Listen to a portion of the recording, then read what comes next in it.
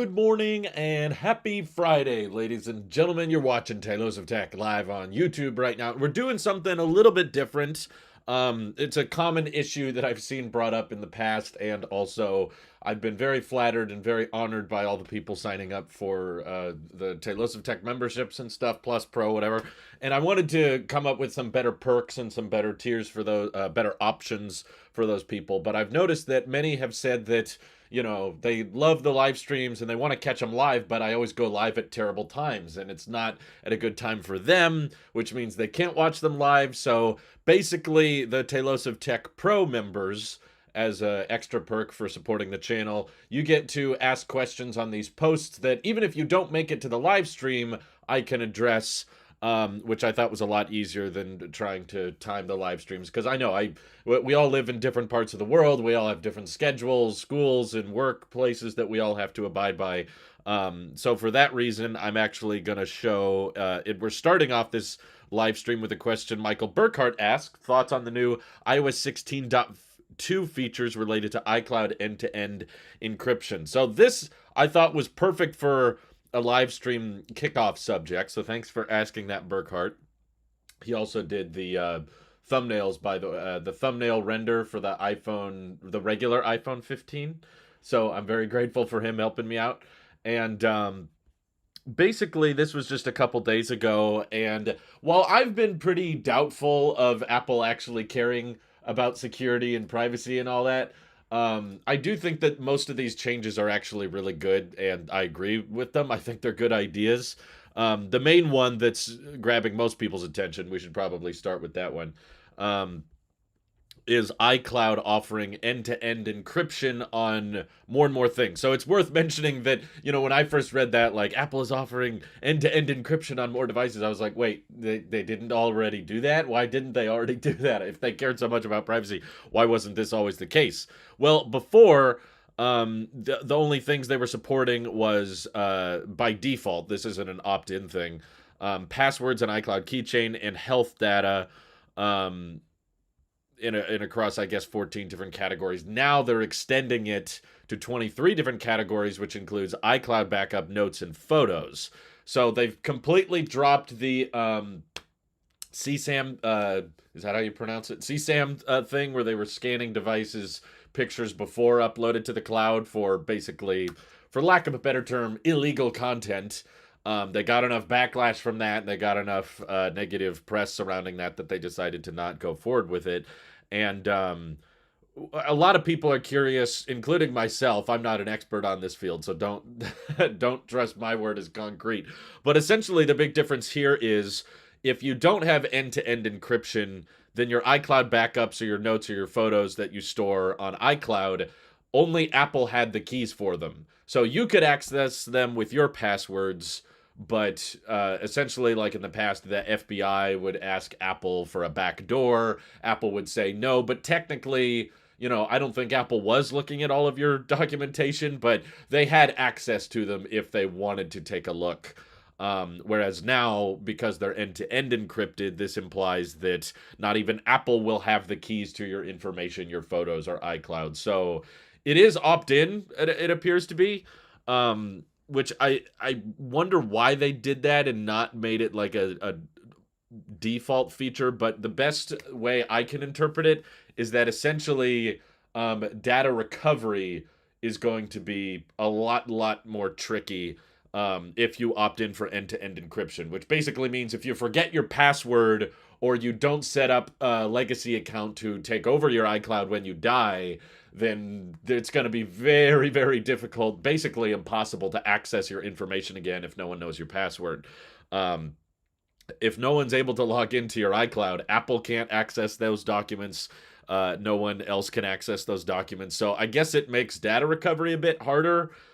As far as I'm aware, though, that's pretty much the only downside. I can't think of many other reasons to not opt in for advanced data protection. This is not a paid service from what I can tell. But, as far as does Apple really care about privacy, I like to acknowledge that for the most part, Apple does this as a marketing tactic. They have been caught tracking data that other companies, that they said they weren't before, and they were caught sharing The biggest scandal, in my opinion, because this was going on when Apple was literally paying for advertising on billboards that says what happens on your iPhone stays on your iPhone, and they were pushing all these privacy marketing campaigns.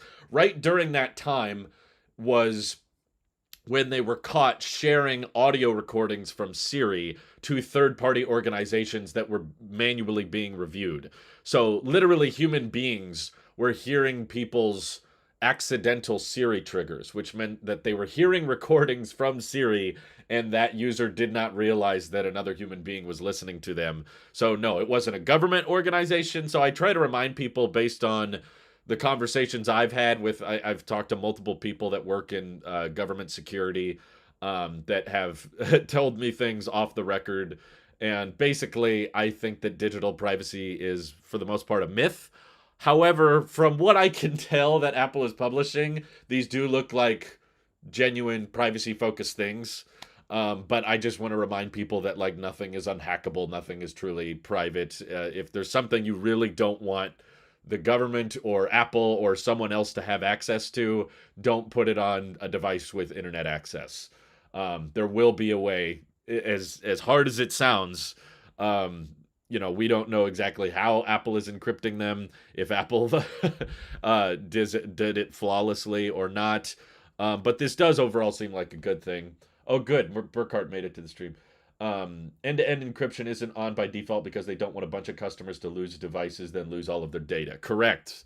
So data recovery, I think, is pretty much the only reason that you wouldn't want to do it.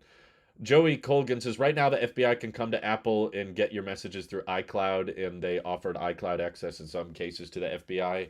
See, there were big cases I remember following, Joey, where they didn't let the FBI have access, and the end result of that story was the FBI found their own way to hack into the iPhone without Apple. So that was to me, that story is like, let me jump back for a second. There's other security updates I'll dive into, but to me that story was a perfect example of how online privacy and data privacy is going to work. A company can be very noble about it, and the FBI came to Apple and said, we want you to bake in a backdoor way to access the data in this phone. Apple says, no, we refuse. That's not right. We're not going to help you. And then everyone applauds Apple. Hey, good job. You fought for privacy. You fought for security. And then the FBI finds their own way in, and they unlock the phone without Apple. So to me, that is kind of what the reality is. It's like it's a noble cause to fight for privacy, but I think it's a losing battle. Governments can overrule what companies decide. They can ban things. They can access things without you knowing about it. Follow the whole Snowden story. So while I do think the end-to-end encryption makes it harder, I don't think we should ever feel completely safe or like everything is completely private. So this definitely feels like one of the more noble decisions, less so more of a marketing choice. But it's definitely something that I think should have been an option a while ago. But I'm glad it's there now. This is why I buy Apple. Nothing is perfect, but at least they make you feel protected and everything just works. Now we just need to double the base free iCloud storage. Yeah, I'm pretty sure, Hasael, that's never going to happen just because Apple makes way too much money on iCloud, and there's so many active iCloud users now to double the free tier from 5 gigs to 10 gigs would mean Apple would have to buy like 5 exabytes worth of cloud storage with absolutely nothing in return. It would genuinely encourage people to cancel their iCloud Plus membership. So if anything, they would lose money on buying the server space and on declining iCloud subscription. So at this point, I'm pretty confident that iCloud storage is never going to get better. If anything, it might actually get to the point where they get rid of the free tier. I know that sounds crazy and absurd, but I genuinely think that's a possibility. Where just to have an iCloud account, it costs something. I'm not saying it'll be a lot. Maybe it's $1 a year. Maybe it's $2 a year. Maybe it's $1 a month or something basic like that. They'll probably upgrade the other iCloud tiers to get better. So they keep the prices the same. Like, okay, for $1 a month, now you get 100 gigs. And for $3 a month, now you get 500 gigs and maybe 4 terabytes for $10 a month. But at that same time, they're going to introduce but everybody has to pick one. They like eliminate the 5 gig tier. That would annoy a ton of people, but I think Apple could probably get away with it. You're telling me Apple and the FBI have access to my 1,000 plus photos of a blurry pocket. That's all I can say. In the age of satellite internet, and GPS imagery and internet being so easily accessed across many devices that all have not just one camera and a microphone, but really good microphones that can hear you from far away with like 4 different cameras on them. There's like probably like 10 to 12 different microphones in this room right now, not counting the microphone I use for my videos. And the the governments are just going to want more control. So it's kind of a losing battle, and it's honorable when people fight for it. But I don't think there's much of a chance of online privacy or digital privacy in general being a thing. My best cause for comfort, if you're worried about that type of thing, is that there is just physically not enough government employees working in the FBI or the NSA. There's not enough physical employees to monitor every single human being. There's just so much data on every person now. Like the digital footprint of storage of every human being is growing to like terabytes. And there's so many people talking at once. So basically, if you don't have much to hide, there's probably not anybody listening to you on the other end. But if you give them reason, they have their ways. So as disappointing as that is, that's the only comfort I can give you. Is like, well, they can't listen to all of us. They just physically don't have enough people. Thank you so much for the super chat, Ben. He says, "Aren't you afraid Apple is watching the stream night right now? What if Tim and Craig catch on?" I hope they are. I want them to watch. I want them to watch because I want them to buy. Sorry, I can't say buy Aptera anymore because I'll get canceled again. Buy Lucid. I don't see as many people fighting me on that one. I want Apple to buy Lucid because Lucid's getting cheaper by the minute. So I hope you're watching, Tim.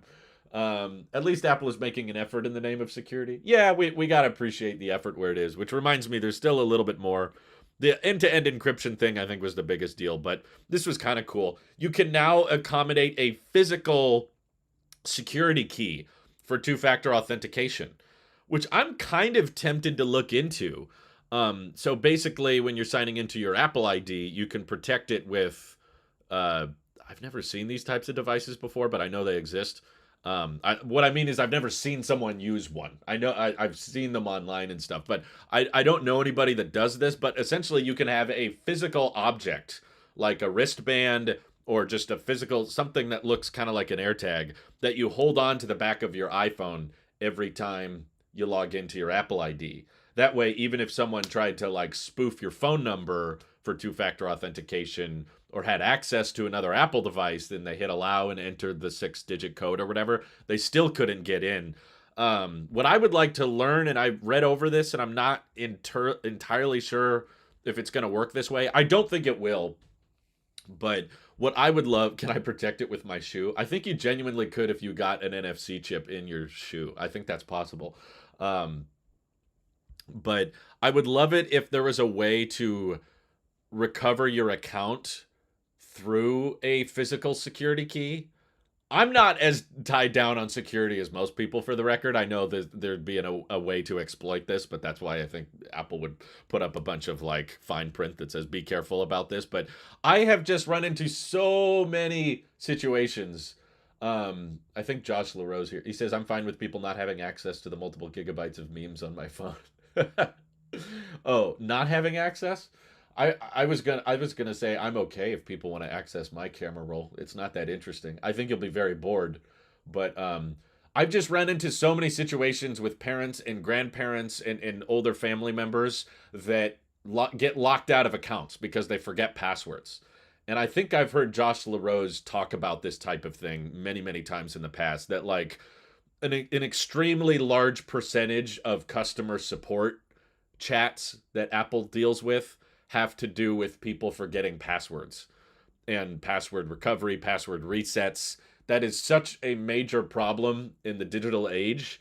And I feel like there needs to be better systems in place to data recovery or password recovery, because there's so many accounts to keep track of. That's part of the reason I'm such a big fan of the Apple Card and trying to do more things through Apple, is because it means I only have one password, one account that can access all of these things. Some people don't like that because you're like, oh, you're putting all your eggs in one basket. But it's like, I don't want to keep track. I don't want to have different emails, different passwords, different accounts. And a lot of these different services require different characters for each password. They're like, no, this one has to have a special character here, and this one has to have an extra requirement. So many people, and you're constantly told not to have the same password for all your accounts. Everyone says, no, no, no, no, that's dangerous. You're supposed to have separate passwords for all the different accounts you use. And I'm like, this is ridiculous. This is part of the reasons. Yeah, Model 3 dude agrees with me. He says password resets are a big, big issue. So, in my opinion, Apple and other companies should fall back more on either biometrics, where you say, like, okay, they forgot, like, grandma forgot the password to such and such account. But if you can unlock the phone through Face ID or through Touch ID, that should be enough verification, in my opinion, to let them back into their account and reset the password. There's probably ways that can be abused, I'm sure. But again, I'm one of those people that are like, there's no such thing as 100% secure. There's no such thing as like 100% private. But I do know a crap ton of people that lose access to accounts all the time, all kinds of different accounts. And it would be really cool, in my opinion, if you could use a physical security key that you keep locked in your house somewhere. Lock it in your safe. You know, at the end of the day, we can make these phones and devices as secure as possible, but you can still bypass all of them with a 4-digit passcode or a 6-digit passcode.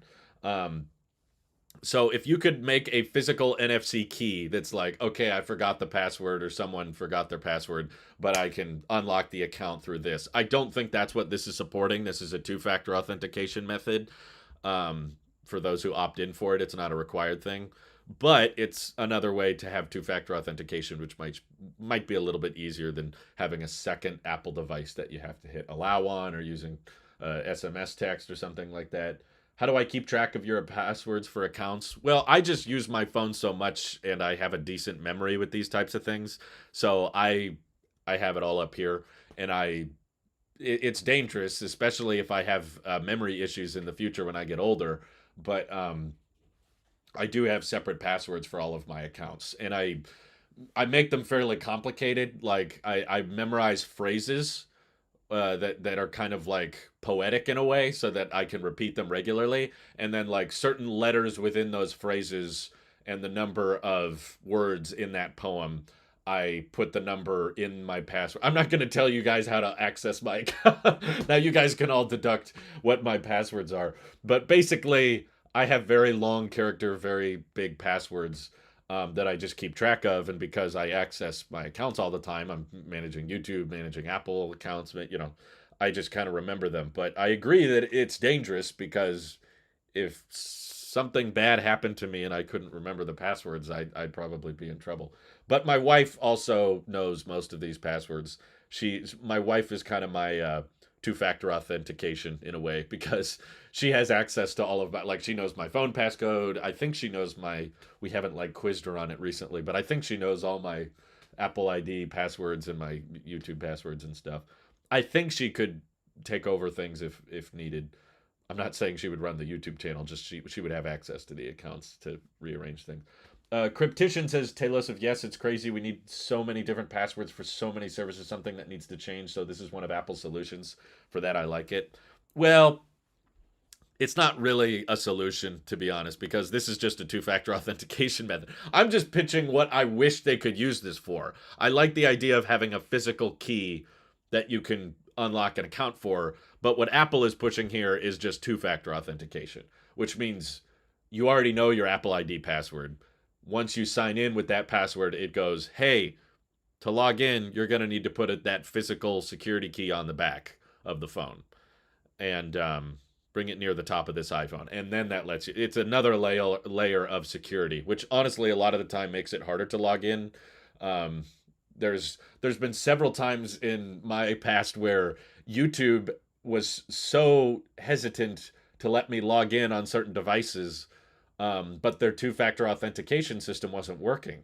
So it was so secure that I couldn't log into my account. I literally couldn't access my YouTube channel because they were like, I knew the password and I would enter it, and then it was like, we need you to verify on a separate device that this is you. So I go on a separate device, and the pop up didn't arise because they were having a server maintenance or something. So I was trying to work, and I literally couldn't get in my account. So that's when I think things get a little bit too secure. And I get the issue because online privacy, online security is a big deal, but I do think that we need to get really, really good. And I think biometrics are the way, like Alpha said. Biometrics are probably the best way to have a fallback plan in case the password is lost or forgotten or something. It's like if someone is forgetting, if someone is forgetting their password or unable to access their account, just fall back on the Face ID or the Touch ID. Um, let's see. I thought Apple was working on using fingerprints for passwords. I mean, they do, but it's not like the end all be all. They can't purely fall back on the biometric. Still, like you notice that when you update your phone, or that your phone battery dies and it goes to zero, you can't use Face ID or Touch ID. They still want you to use the passcode. That's what I wish we could shift away from. Is like why do we need to lock people out of the biometrics in certain circumstances? Why can't we just assume that this person has unlocked their device with their face or their fingerprint like millions of times? It's probably only gonna work for them, unless I guess they have a twin that has malicious intent or something. But okay, there's one more thing. We do have one more thing, which is a pretty niche one. So that's why I kind of saved it for last, but it's kind of interesting, I guess. Essentially, iMessage is already encrypted end to end, but there's this little pop up that can arise where if a person you are texting has a device that is compromised, or has someone that accesses their account, um, that's not a recognized device, you can get this little pop up that would hide your messages from that person in the event that. See, the pitch they were using, which I thought was kind of interesting, was um, iMessage content key verification users who face extraordinary digital threats, such as journalists, human rights activists, and members of government. So basically, like big famous people that are worried that someone might get one of their contacts may get their account hacked and then show up in their text history and start reading through texts. You'll get a little notification about that, which is kind of interesting that they're thinking about these types of edge cases. But um, I don't see how this could backfire. It seems like a good thing to have. uh, and I don't think there's much of a way it can be abused. It's just an extra layer of security, which is cool. Um, Good morning. Good morning, James. Use a phrase. Don't tell everyone that my password is BO55 man 16. Okay, I won't, Martin. I won't tell anyone that. Um, Apple should buy Rivian. I don't think Rivian needs to be bought out. They're doing okay. Not great, but Rivian costs a lot more than Lucid does. And I don't think Apple wants to be in the off-roading pickup truck business. I just feel like Apple and Lucid design and market is more overlapped. I feel like Apple people are into Lucids. I don't feel like that many Apple people are into. I mean, there's some that are into Rivians, but Rivian's targeting a very specific demographic. I don't know. Apple and pickup truck, I just don't. I don't see going together. We love security. I guess Apple security features are great at stopping data thieves, but at too much of an inconvenience to the user ourselves. I wonder what Tailosive thinks about what Elizabeth said. What did Elizabeth say? Would you use YubiKey? I don't know much about YubiKey, but I've seen instances where, again, we have all these different passwords to keep track of, so now companies come up with a membership service to keep track of all of your passwords, like LastPass, and then they get hacked. That happened pretty recently. Is like, okay, now you put all of your passwords on one service, but then that service can get compromised, and now they have access to all of your passwords for all of your brands. So once again, it's like all of your eggs in one basket type situation. No, I haven't looked into using a third-party service for password managing. I assume that's what YubiKey is. I don't know. I could be wrong. But yeah, I don't have many thoughts on that, unfortunately, just because they did it. It's called Passkey. Maybe that's what it is. Um, but yeah, that's most of the updates. They're not like major in any way. That's why I didn't feel like doing a whole video on them. But Burkhart did ask about it, and he's actually a Tailosive Tech Max member. So thank you for your support. We have other questions that I wanted to get to as well. Ben Rayner, who I think is here, so we should address his. Would Apple ever just put a giant single lens on the back of an iPhone instead of three different lenses? I like the simplicity argument of like not having such a crazy camera bump on the back, but I just personally think there's so many advantages to having separate lenses, separate sensors, because ultimately a phone can only get so thick. And I know we think they're all thick right now, but compared to a dedicated camera with one lens, those sensors and those lenses are much, much bigger. And that's where it kind of makes sense to just have one sensor that you would put different attachments on. But with the iPhones, we want ultra wide, we want main sensors, we want telephoto. Some people want periscope lenses. There's so much variety in lens design that I don't think we'll ever physically reach a point where it makes sense to just put one lens on the back unless you're just trying to make the phone cheap. But that means you won't have the ultra wide, you won't have the periscope. So personally, I don't think we're ever going to get there. So sorry, Ben.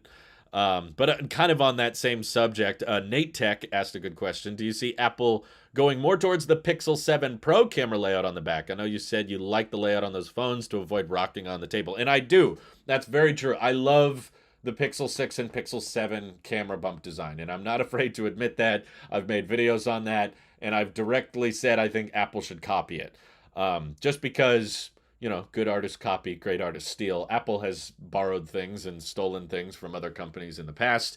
Apple's constantly credited to stealing things, or Apple just implements things that other people have come up with, and we hear it all the time. Apple was not the first to come up with this, and it's like, no, that's not the point. It's not about who's first. It's just about who does it best. I'm okay with copying other companies if you're copying the good stuff and you're implementing it in a smart way. And I'm sorry, I use my phone a lot on tables, on desks and stuff. And when I'm tapping on the display, it still wobbles a lot. And it gets very annoying quite often. So that's part of the reason that I love the camera design of the Pixel, because, okay, we've kind of abandoned the idea that we can get rid of the camera bump. There's just so many advantages to the sensor, the optical image stabilization. We've all been asking for everybody to drop the camera bump for years, but Apple just continues to make the bump bigger and bigger and bigger, to the point now, even if you get a case on your phone, it still has the bump because the case can't flatten it out anymore. The bump has gotten too big.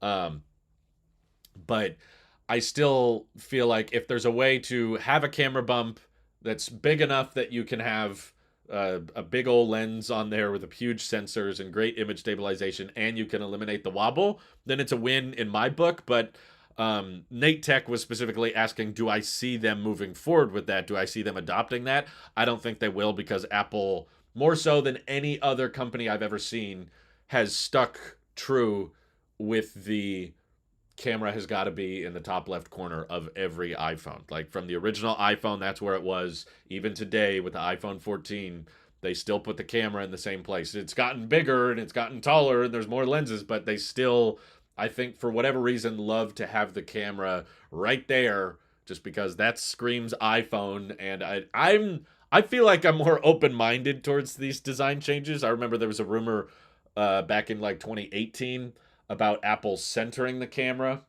It was like after the iPhone 10 or 10s had came out. They were like, the iPhone 11 is going to move the camera to be right in the middle. And everyone was mad at that. They were like, no, it looks like an Android phone. It doesn't look like an iPhone. I don't like that. And I was like, well, it doesn't look like an iPhone because no iPhone's ever looked like that before. But once an iPhone looks like that, then it will look like, an iPhone.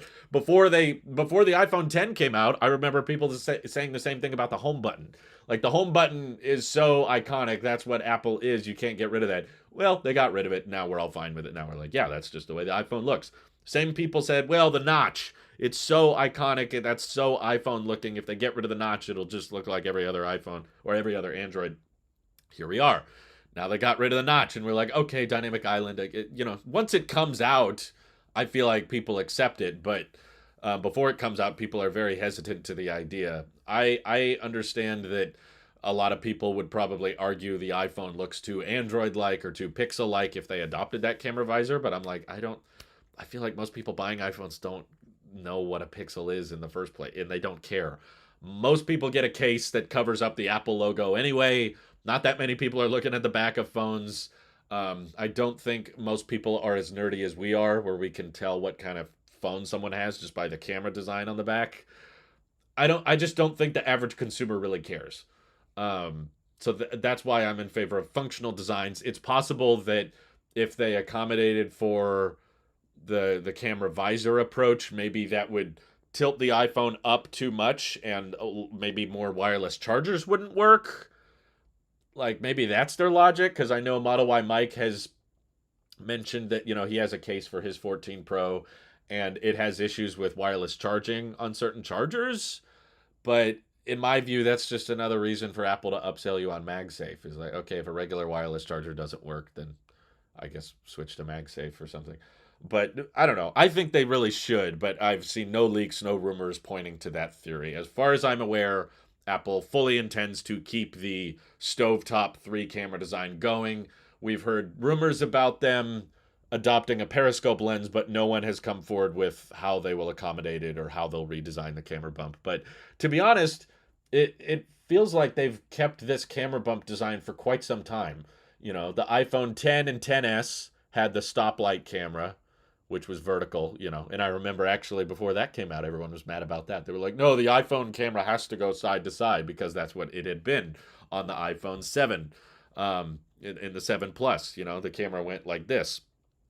And then the iPhone 10 came out, and everyone's like, ew, that's so gross. Why would the camera go down? Now everybody misses that design. They're like, whoa, that was so much better. And then iPhone 11 came out with the three lenses, and they've kept that going since 2019. Usually Apple doesn't keep camera bump designs like that. I guess you could argue when the iPhone 13 came out, they made the cameras diagonal instead of up and down.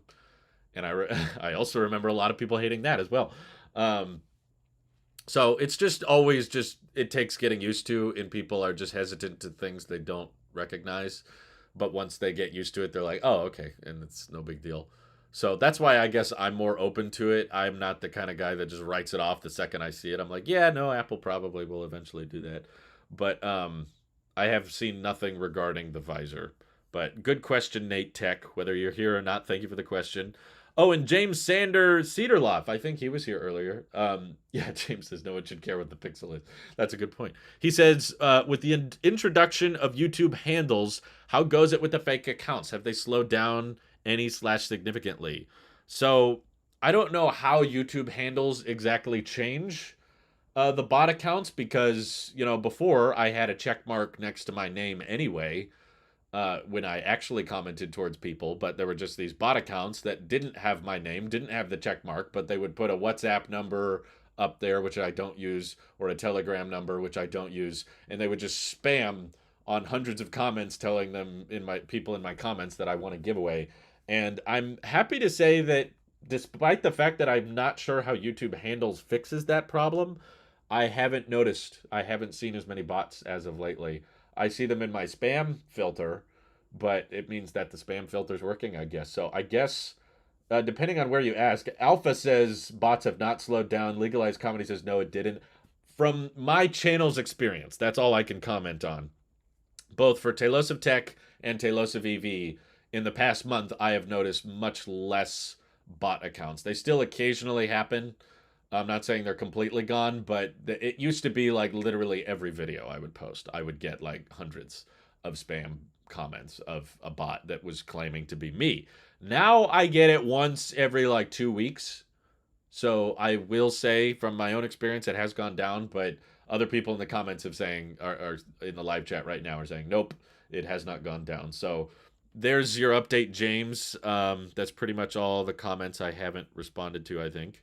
Alpha asked what's a question, but I told them that already. It's a request for information. YouTube has a bot problem like Twitter has a verification problem. Twitter also has a bot problem, though, which I thought they would crack down on by now, but they still haven't. But let's see. Germ says they use iCloud keychain. Yeah, I just wanted to keep up. What do you think about Apple possibly putting the iconic lighted Apple logo back on laptops? I was never a fan, to be honest. The first MacBook I had didn't have that. I know some people like the light up things. To me, it's just like when I'm using my laptop in a dark room, it just lights up everything around it, and I don't like excess light that doesn't need to be there. I keep my brightness pretty low most of the time. Um, I have lighting for videos when I'm on camera, but that's about it. Uh, Stefan says I never noticed the bots on Twitter. That's amazing, really. I interact with at least like 5 bots a day on Twitter, and they're all crypto scams. Every single one is trying to get you to buy a cryptocurrency. Um, in the past, I've only gotten one bot. You have one message that is down from a dozen a week. Oh, from JD Floyd. I see. That's good. Um, let's see. I'm sorry to hear other people haven't experienced bot slowdown. Apple people like us will accept all bumps and cutouts as long as it has iOS. Pretty much, they can get away with it. Oh, YubiKey is a USB physical key. I see. Yeah, I haven't heard of them or used that, but um, let's see. Would I be in favor of the Apple Wallet become more of a bank, like to the point where you could receive direct deposits from work on payday directly to the wallet app? Yes, absolutely. I thought I did a live stream on that before. When Apple originally announced the Apple Savings account, they didn't answer my question, but basically they offered a high interest savings account built into the wallet app, where all of your daily cash rewards you get from the Apple Card would just go straight to the savings account. What I was asking was, will this savings account have direct wiring numbers? Because if it does, that means that you could get paid directly to your Apple savings account. So yeah, I'm not in love with my current bank. Um, I didn't even choose the bank I have now. I used a smaller bank at first, and then they got bought out by Wells Fargo. So then they had to basically just port all of my money and my account ownership and everything to Wells Fargo. So I didn't even choose them, and I don't really love their app or their UI or the way their system works. So I would be happy to move to an Apple bank if they started one, but it's been years with the Apple Card. I've had it for 3 years now, and they still haven't done it. And they took longer to introduce the Apple savings account, which is definitely a bummer. Um, let's see. I always get joined into a group of sorts, and it's always some Bitcoin giveaway. I feel like that's the easiest way to ban bots on Twitter. Just if someone posts more than like two crypto links within a minute, then ban the account or suspend the account or mute it or something. Because the only time I ever see a bot on Twitter, it's someone, at least I know of. Maybe there's other bots that I'm interacting with that I have no idea are bots and they're just secret about it. But I prefer those. If you're gonna trick me as a bot, I would prefer you be a really compelling, smart bot that looks like a human. That's more interesting than just every time you make a tweet or you go into the replies, you just see 50 people posting the same crypto link over and over again. That gets very, very annoying. Oh, by the way, someone asked before, I don't know if they're here, but someone asked me in my last live stream if I watched the MKBHD hot takes video. I have since watched it, and I thought it was great. I pretty much agreed with everything he said, both with NFTs and crypto. I think it's all mostly scams. I'm sure there's some good stuff in there. I do own crypto, just for the record, but it's like 95% of crypto talk is exactly what Marquez said, which is, hey, you should buy this because then the value will go up. And I thought this is part of the reason Marquez is my favorite YouTuber, tech YouTuber at least, is because he has such a great way of simplifying things, which I cannot do.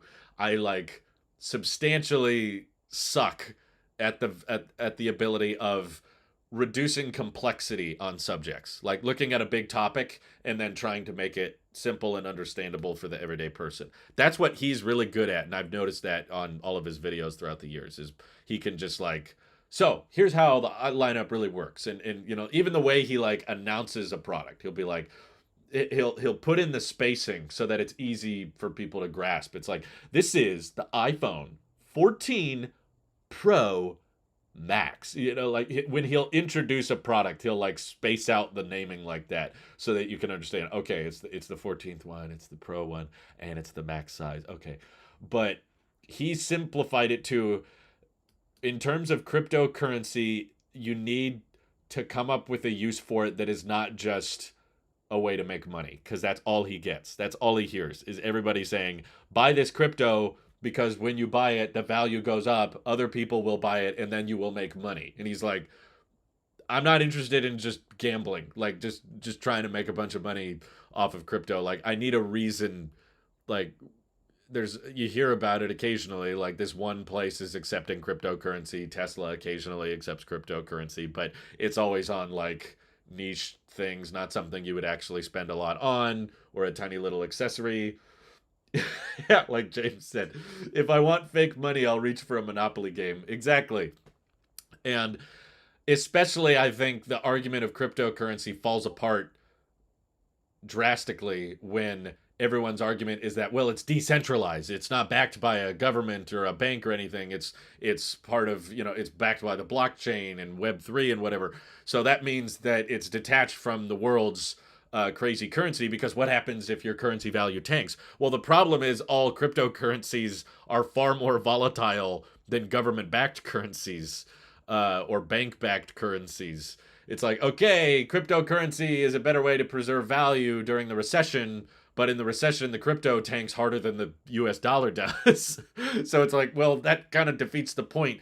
And once you realize, like, a very, very small percentage of people own most of the crypto, it's not really decentralized. I mean, I know it technically is, but it really means that a very small percentage of people have a lot of control over what the value is, which is ultimately what people are against with that's what they're trying to say is the problem with government backed currencies.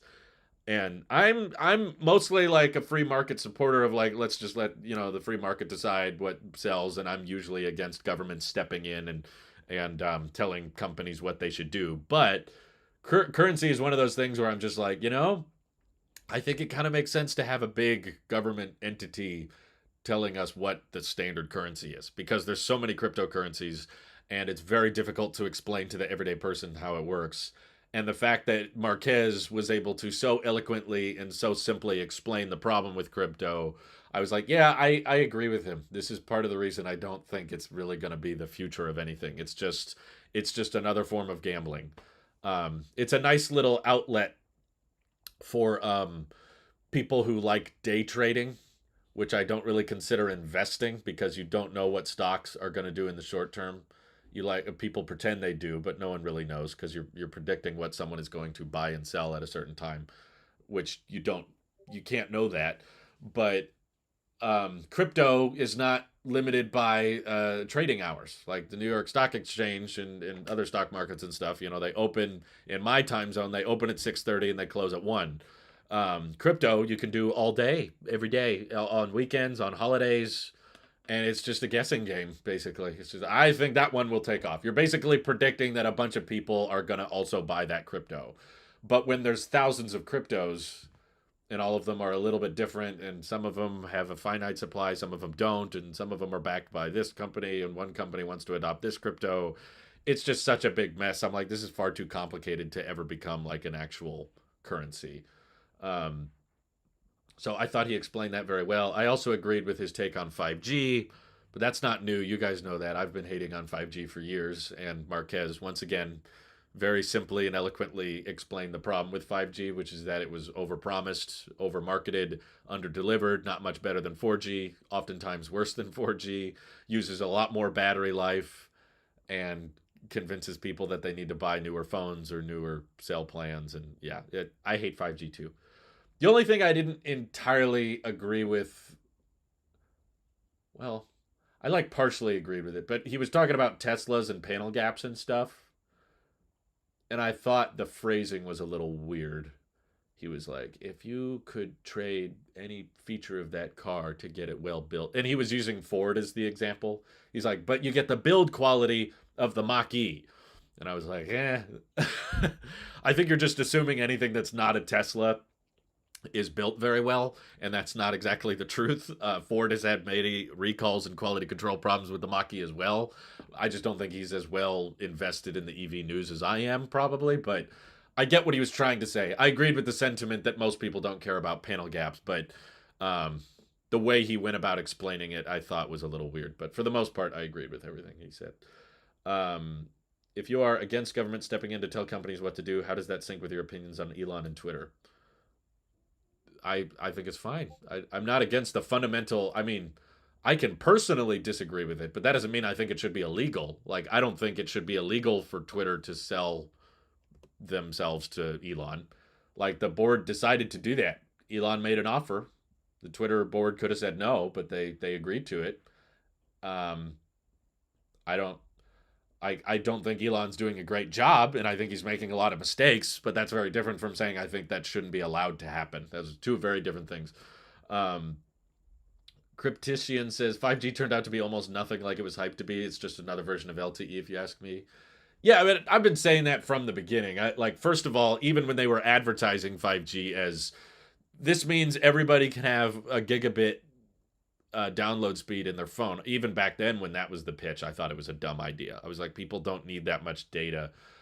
Anything you're doing on a phone is not going to take advantage of 1,000 megabits download. Um, what I was pitching from the beginning is I thought 5G as a home internet service was a much better idea. If you can make it wireless and easy to access gigabit speeds for home internet, that would make a lot of sense. And that's how I'm talking to you guys right now. I'm using T-Mobile home internet, and it's cheaper than Comcast. It's cheaper than Starlink. And the speeds are better than Comcast, better than Starlink. At least the upload speeds, which matter to me.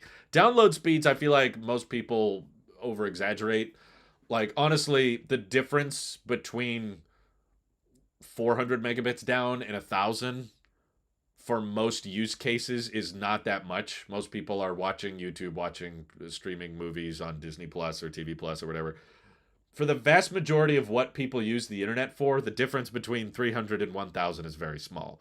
Unless you are consistently downloading huge games, I would say that's probably the most common use case that faster download speeds are helpful. If you're like downloading the new Call of Duty, you're downloading the new AAA titles that are coming out. Those are usually dozens of gigs, 60 gig download, 60 gigs or 100 gigs or more.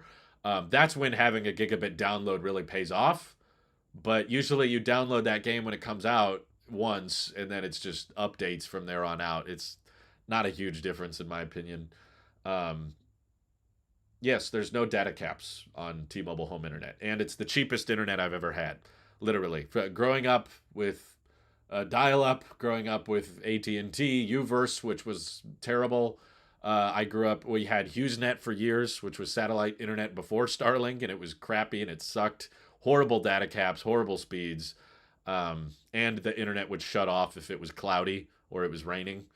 So the fact that T-Mobile was able to just ship me a box in the mail that just has a power cable, and I just plug it in, and yeah, you got to download an app and set up some account management stuff. But for the most part, you just plug it in, and boom, now you get like I've gotten over 500 megabits download depending on the time of day. But the main reason I like it is the upload speed. I just clocked it this morning at over 70 megabits upload.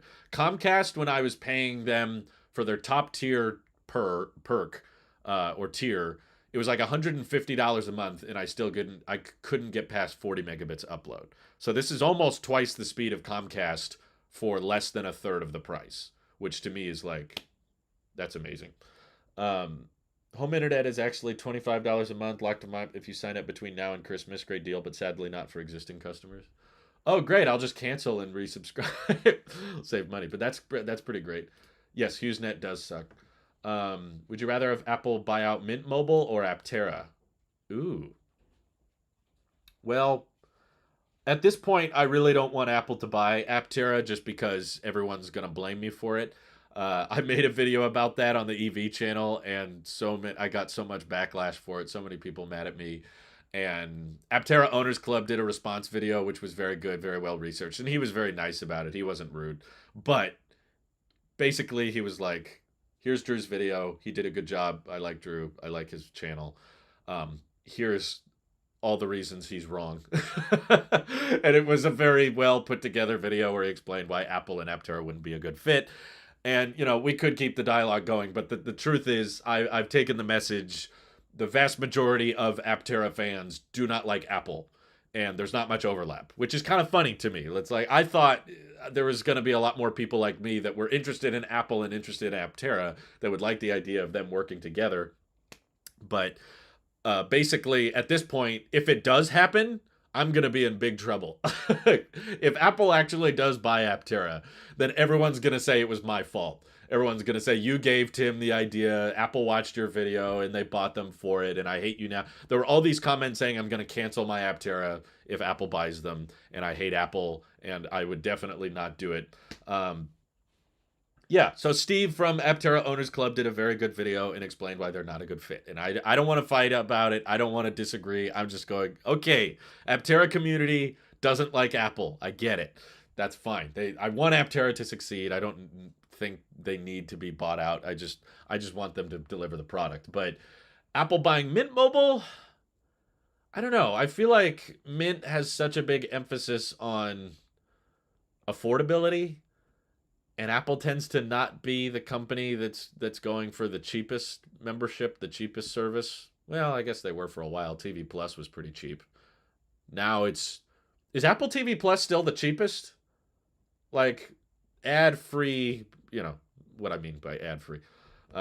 There's still Apple promos and stuff, but I don't count those. It's like you don't get progressive commercials when you're watching Ted Lasso. You get commercials for other shows on TV Plus. But like TV Plus went up to $7 a month, but Disney Plus also went up. So is there another cheaper ad-free streaming service out there? I'm not talking about Peacock, which you can watch with ads for free. Like you pay for a membership and the ads go away. I think Apple is still the cheapest. Apple Arcade didn't go up in price, but that's because no one's using it. And the people that are just using it because it's free with their Apple One membership. Cryptician says Apple TV Plus is still their cheapest and moving closer to being the best. Yeah, I mean, I don't know if I'd say the best. That's very subjective. But I will agree that I was wrong. I'll say, yeah, I think I said it in videos before. I was wrong about Apple TV Plus. I thought it was a bad idea. And frankly, it probably was a bad idea in the short term. But what I got wrong in my previous videos where I said Apple TV Plus was going to be a big flop, what I got wrong was I should have assumed Apple's a big company. They have a ton of cash. They can afford to run a service at a loss for many years. Like, they don't need TV Plus to be profitable for very long. I mean, they don't need it to be profitable for a long time. So when they first came out, I did think the service kind of sucked. It was like $5 a month, and there was like 5, maybe 6 TV shows and 1 movie, and that was the whole service. And Apple's pitch was, we're not going to have any back catalog. We're not going to buy the rights to any third-party TV shows like legacy shows, like Seinfeld or whatever. They weren't going to buy up any other titles. They were just going to do original program only. That, like, everything had to be produced by them. And I was like, that means your catalog is the smallest of every streaming service. Compared to Disney, who owns nearly everything. Netflix rents out a bunch of back catalog, third-party shows and movies, and has a bunch of their own original programming. And Peacock is owned by Comcast, so they own a bunch of stuff. Paramount Plus owns a bunch of stuff. Discovery Plus owns a bunch of stuff. And I'm like, you're entering the picture with like 6 shows that no one's ever heard of, and you're just starting from scratch. I was like, this is horrible. And I did think that was a very sketchy move, but they have been focusing on basically giving it away for years. Like, I have Apple TV Plus for free right now. I have still not paid a single penny for this service, and I'm at like month 18 or 19 now. I've had like 19 months of TV Plus for free, and I will admit that in the past couple months I've found many shows that I liked, and the catalog has grown. So they no longer have 6 shows, and they've also started buying up legacy titles. So there's some programs, and I don't think TV shows, but there's some movies you can watch on TV Plus that Apple didn't make. They're like older movies. The ones I saw were not good. They were like, you can watch all the Hunger Games movies on TV Plus. And I'm like, okay, fine. But that's all subjective. Uh, that all just depends on what you prefer. So I guess like Apple could buy Mint, but I don't know. Yeah, I mean, like Ryan Reynolds seems to get along. Ryan Reynolds was in the TV Plus content Spirited movie, so he's got and Ryan Reynolds made a joke video on his channel about Ryan Reynolds Plus. It was basically a Johnny Ive like parody video of an Apple commercial, which I thought was really funny. So TV Plus has gotten much better. The catalog has grown. They've gotten more legacy titles, and there's actually a lot of shows on there that I really like. Nothing I love, for the record. Nothing I would pay for, but something I will take if offered. You know, like if you see a free promo for TV Plus, I'm interested. Like, oh, yeah, someone's giving it out. Someone, I think Stefan mentioned earlier. What did he say? Um, let's see. I love your internet provider. I hate my slow. Someone mentioned earlier. I feel like he said something. There's oh yeah, Postmates. If you use Postmates, they give away 30 days of Apple TV Plus with your order or something. So yeah, like they've been giving it away a lot. Whenever there's a free promo, I will take it. But at this point, none of the shows I would pay to watch. I wouldn't pay. It doesn't matter what the service costs. It doesn't matter if it's $5 a month, $7 a month. It doesn't matter if it was $1 a year. It's just a barrier I have to break to say I am paying to access this content, and I haven't done that. Um, let's say we have Apple One Premiere, and that's basically the only reason I've used TV Plus. But yeah, like I enjoyed the Trying TV show. I thought that was really well done, and I enjoyed. Ooh, what was another? I'm going through We Crashed right now, and I'm very fascinated by it, like in terms of business management and what power does to a human. I think Jared Leto was such a perfect choice for that character. I feel like real life Jared Leto does a good uh, We Crashed, We Work founder. He just fits along the lines of his character really well. I don't know why I'm blanking. There's other shows we watched. What was it? We saw Spirited. That was funny. Um, I feel like there was something else, and I'm blanking on it. Oh, they didn't do a second season. Oh, Severance. That's what I'm forgetting. Severance was amazing.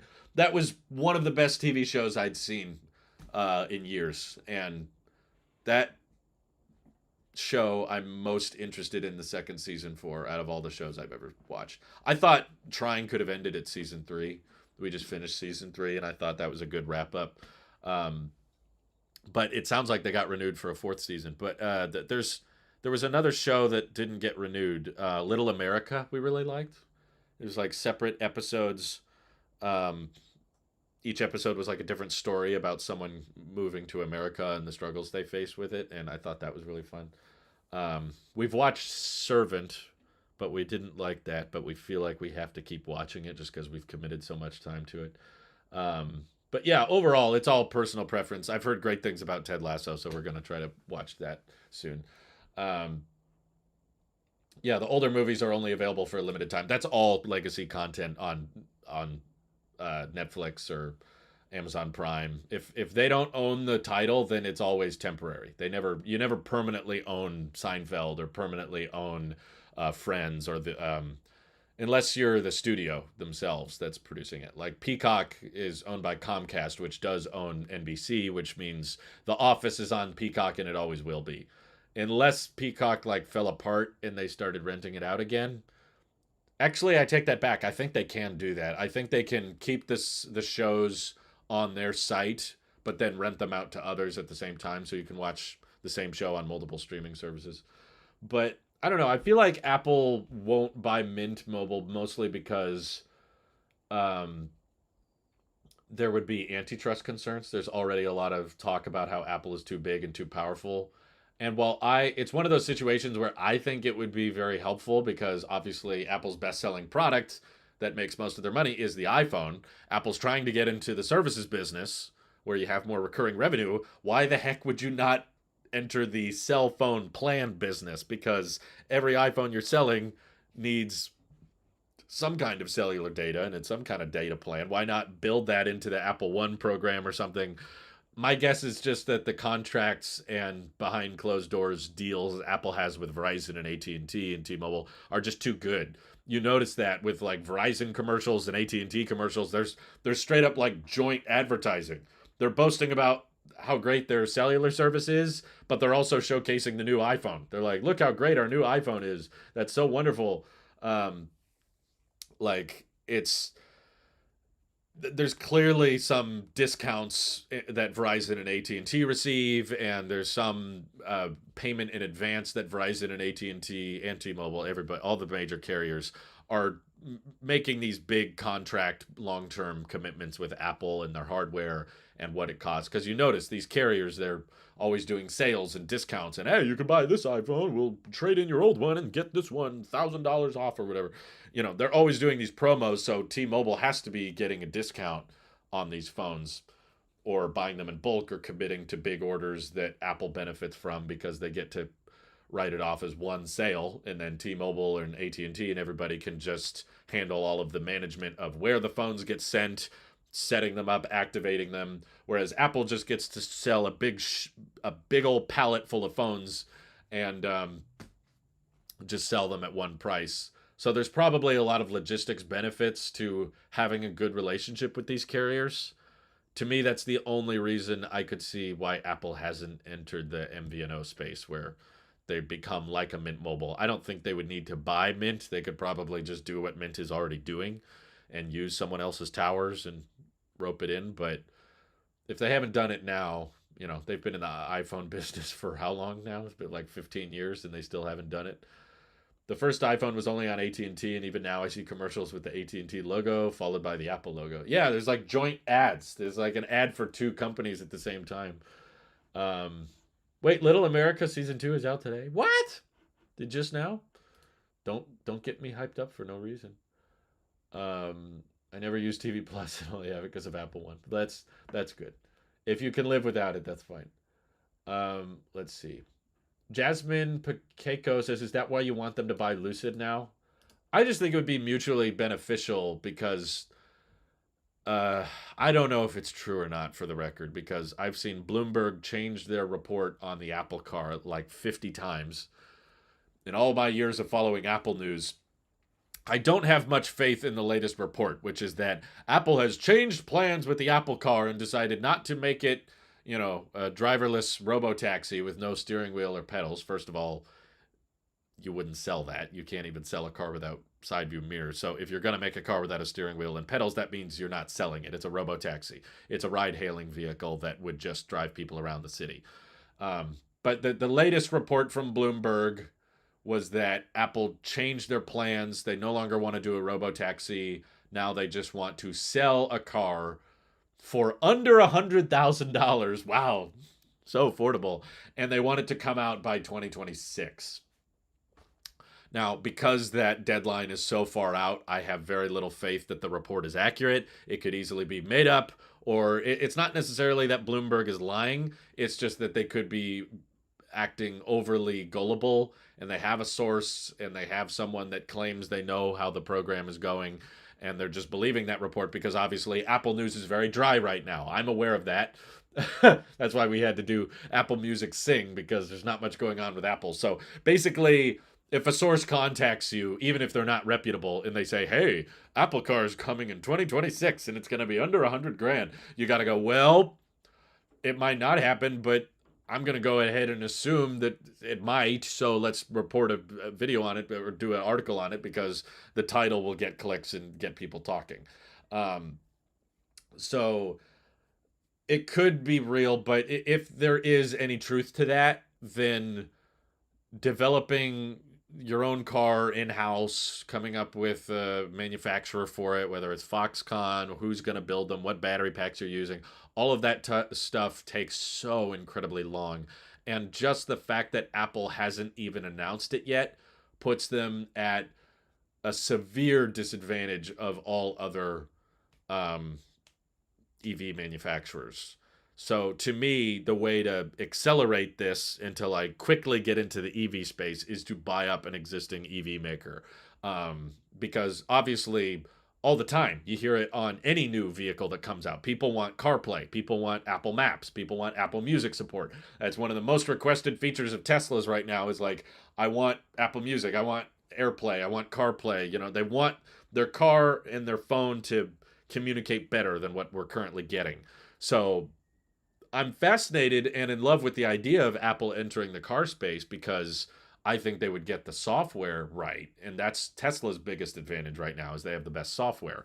But Apple's probably one of the few companies that could outperform Apple in terms of how responsive and how intuitive the software is.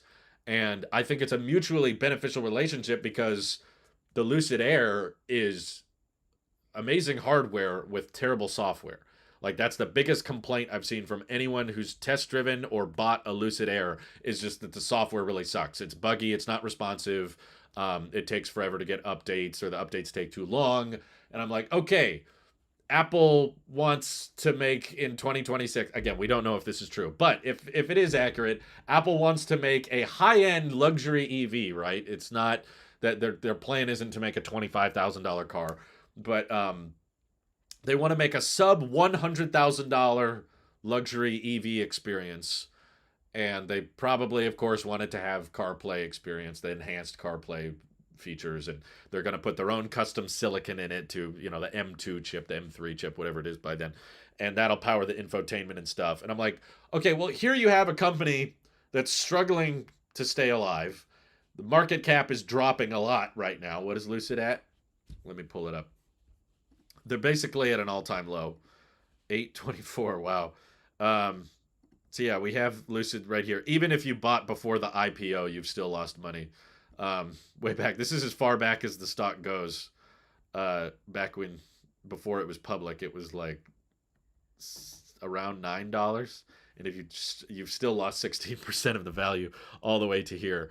So the market cap is now dipped below 14 billion. Apple definitely has that much in cash. It would be a very large buyout. Apple's never bought a company this big before, but I personally think that the market cap Apple would gain by entering the EV space would probably instantly cover the expense of buying Lucid. Like Apple's market cap would probably grow a couple hundred billion if they made an announcement that they are officially entering the electric vehicle space and that they're going to incorporate Apple Maps, CarPlay, and Apple Music and all that into the Lucid Air. Even though the Lucid Air is not that popular, not that many people are buying them, and that's part of the issue. Apple would definitely have to restructure the business a lot. I think they would have to scrap the higher end trims because they have a severe demand problem. They're desperately trying to get people to buy their cars, but they're too expensive and people don't want them. Apple, who's better than anyone at convincing lots of people to spend lots of money on something?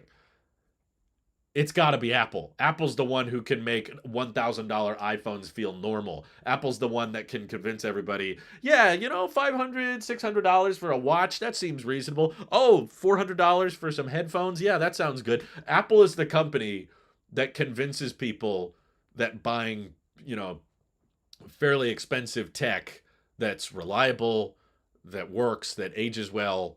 Like I feel like they go back and they mutually would benefit each other. If Apple made a newsroom post, I don't think they would have a video or something, but if Apple made a newsroom post saying, okay, we're entering the EV space and we're going to do it through Lucid, who already has a factory, who's already producing vehicles, that's already got a design, very efficient powertrain. I think there is value in the IP. They've come up with a high voltage architecture.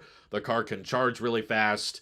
It has really good range, which means you don't need a big battery pack. They probably would need to scrap certain Lucid Air trims, but this would absolutely accelerate the Apple entering the EV space to a matter of like days instead of like we got to wait till 2026. We got to wait for 4 years for Apple to come up with their high-end sedan. Or you could buy Lucid today, technically already be a member of the EV space, update it with your exclusive CarPlay experiences, and streamline it with improved infotainment and all that. And it's very early in Lucid's ramps. They haven't delivered that many cars. So if only new Lucids get the M2 chip or whatever, then offering retrofits to the existing Lucid Airs wouldn't be that expensive because there's not that many of them. There's only a couple thousand on the road.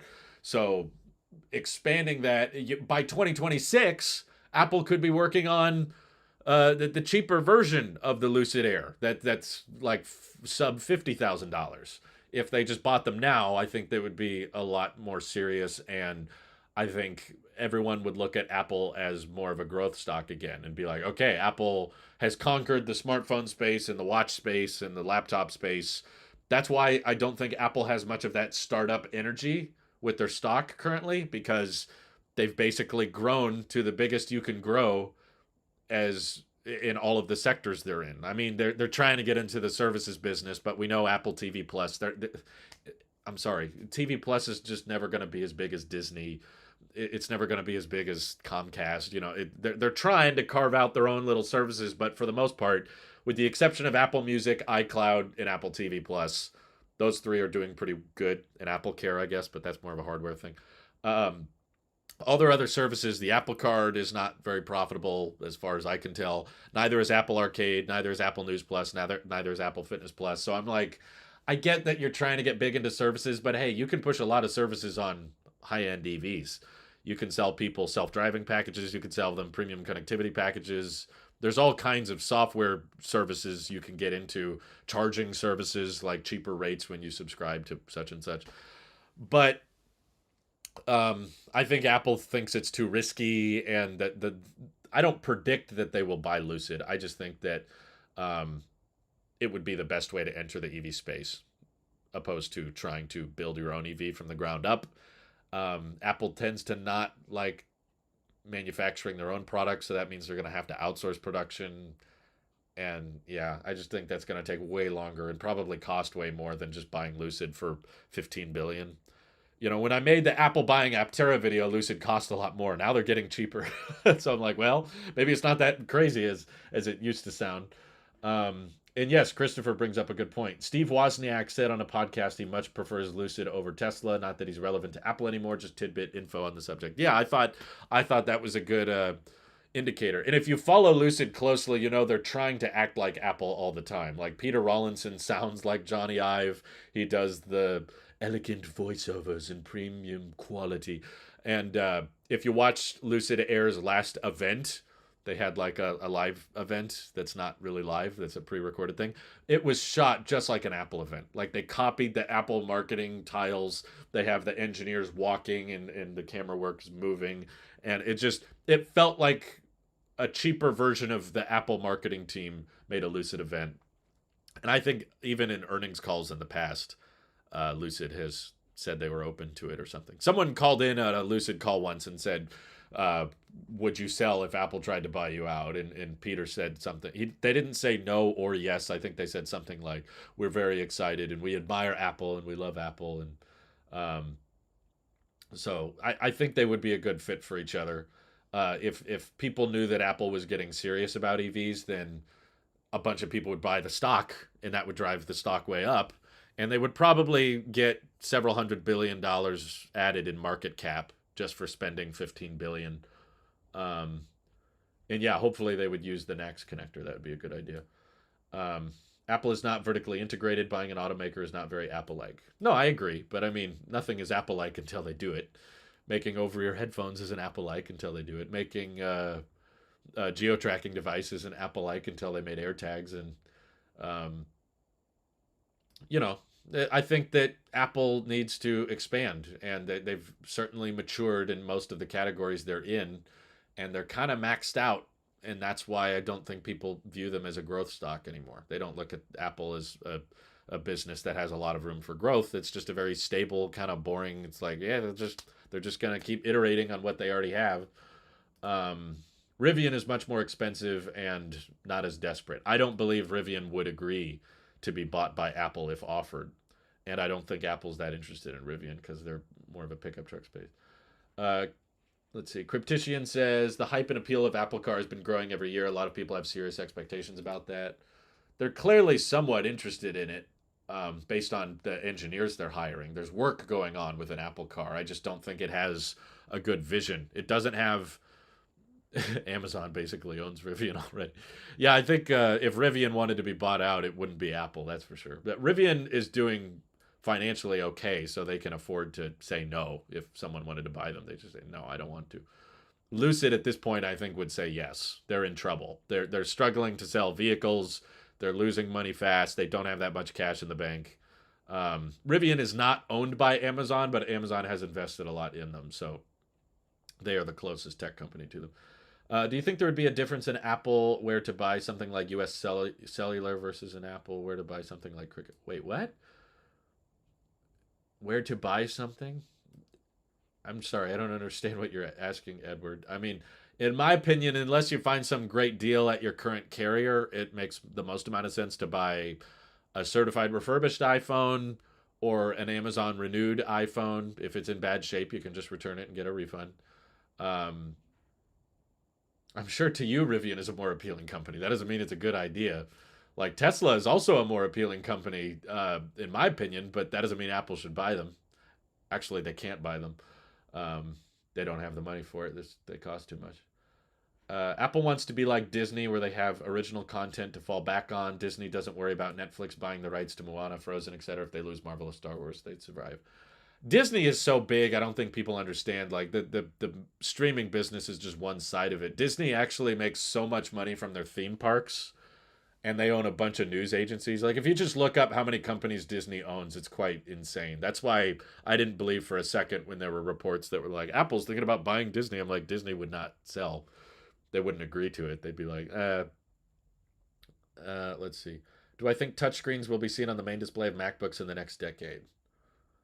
Decade is a long time, but my gut instinct is no.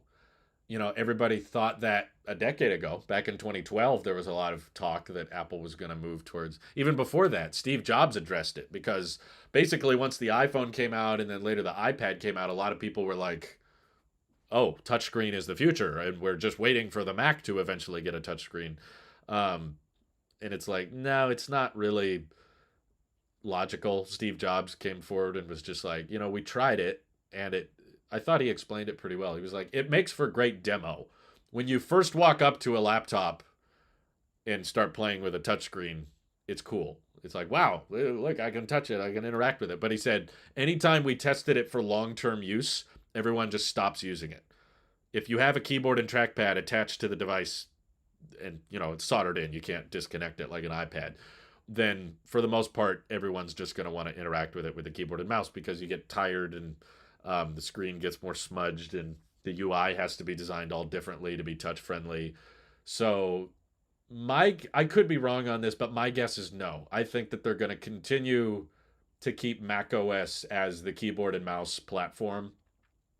iPad OS can be the hybrid that's like, okay, you can do touch, but you can also just do keyboard and mouse if you want. And then the iPhone is the pure touch. Apple Watch is the pure touch. And then tvOS is the remote. It's not a touch screen or a keyboard. It's just a little remote feature.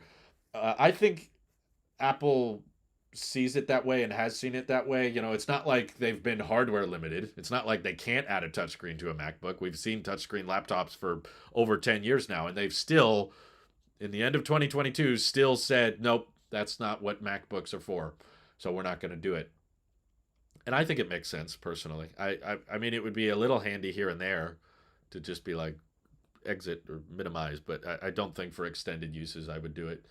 Um, I tried the product, Mike. I did use Surface Pros before, and I know how much the UI has to change to be touch friendly.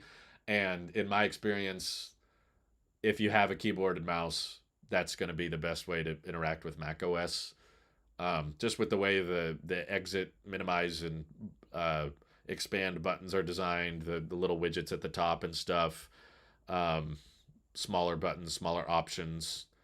I'm not against having one device that can run both, but my whole reasoning with that is you switch to Mac OS when you're using the keyboard and trackpad because that's the best OS for that input method. But then when you want to go to touch, iPad OS is better. I don't think it's going to work if you try to turn Mac OS into iPad OS. There's just going to be too much overlap and it's just going to look too similar. And um, I don't know, especially when the displays wobble as much as they do. Um, just looking right now, if I was touching my MacBook display, it moves back a lot. Um, Sometimes the switch to touch UI didn't occur and it was still very usable. Again, I guess it's usable. I just don't think it's worth the expense. It does cost a lot more. And I get why Apple said no to it. I'll put it that way. I would love to see Mac OS come to iPads, but I don't need to see iPad OS come to MacBooks. That's okay. No need for that. Let's see. I'm watching on my M2 MacBook Air right now, and I just tried to put my finger on the red exit button. It feels way too small. Literally everything on the Mac is made for mouse. And I think that's better when you have a small pointer. Like they've talked about that in podcasts, having the dot that expands depending on what you're selecting on iPad OS versus the mouse, which just has a singular point, and that's how the UI is optimized. So you have to blow up everything to make it touch friendly, and you have to make the options a lot easier to highlight and stuff. I don't know. It just feels like a lot of work for something that you would just be like, oh, occasionally I would reach up and tap it, but for the most part, you're just going to keep using the trackpad and keyboard anyway. I'm not in favor of like we need as many input methods as possible on every possible device. It's like no, it's like let the laptop be a laptop, let the phone be a phone, let the two-in-one be a two-in-one. If you want a hybrid device, the iPad's there. That's what we got.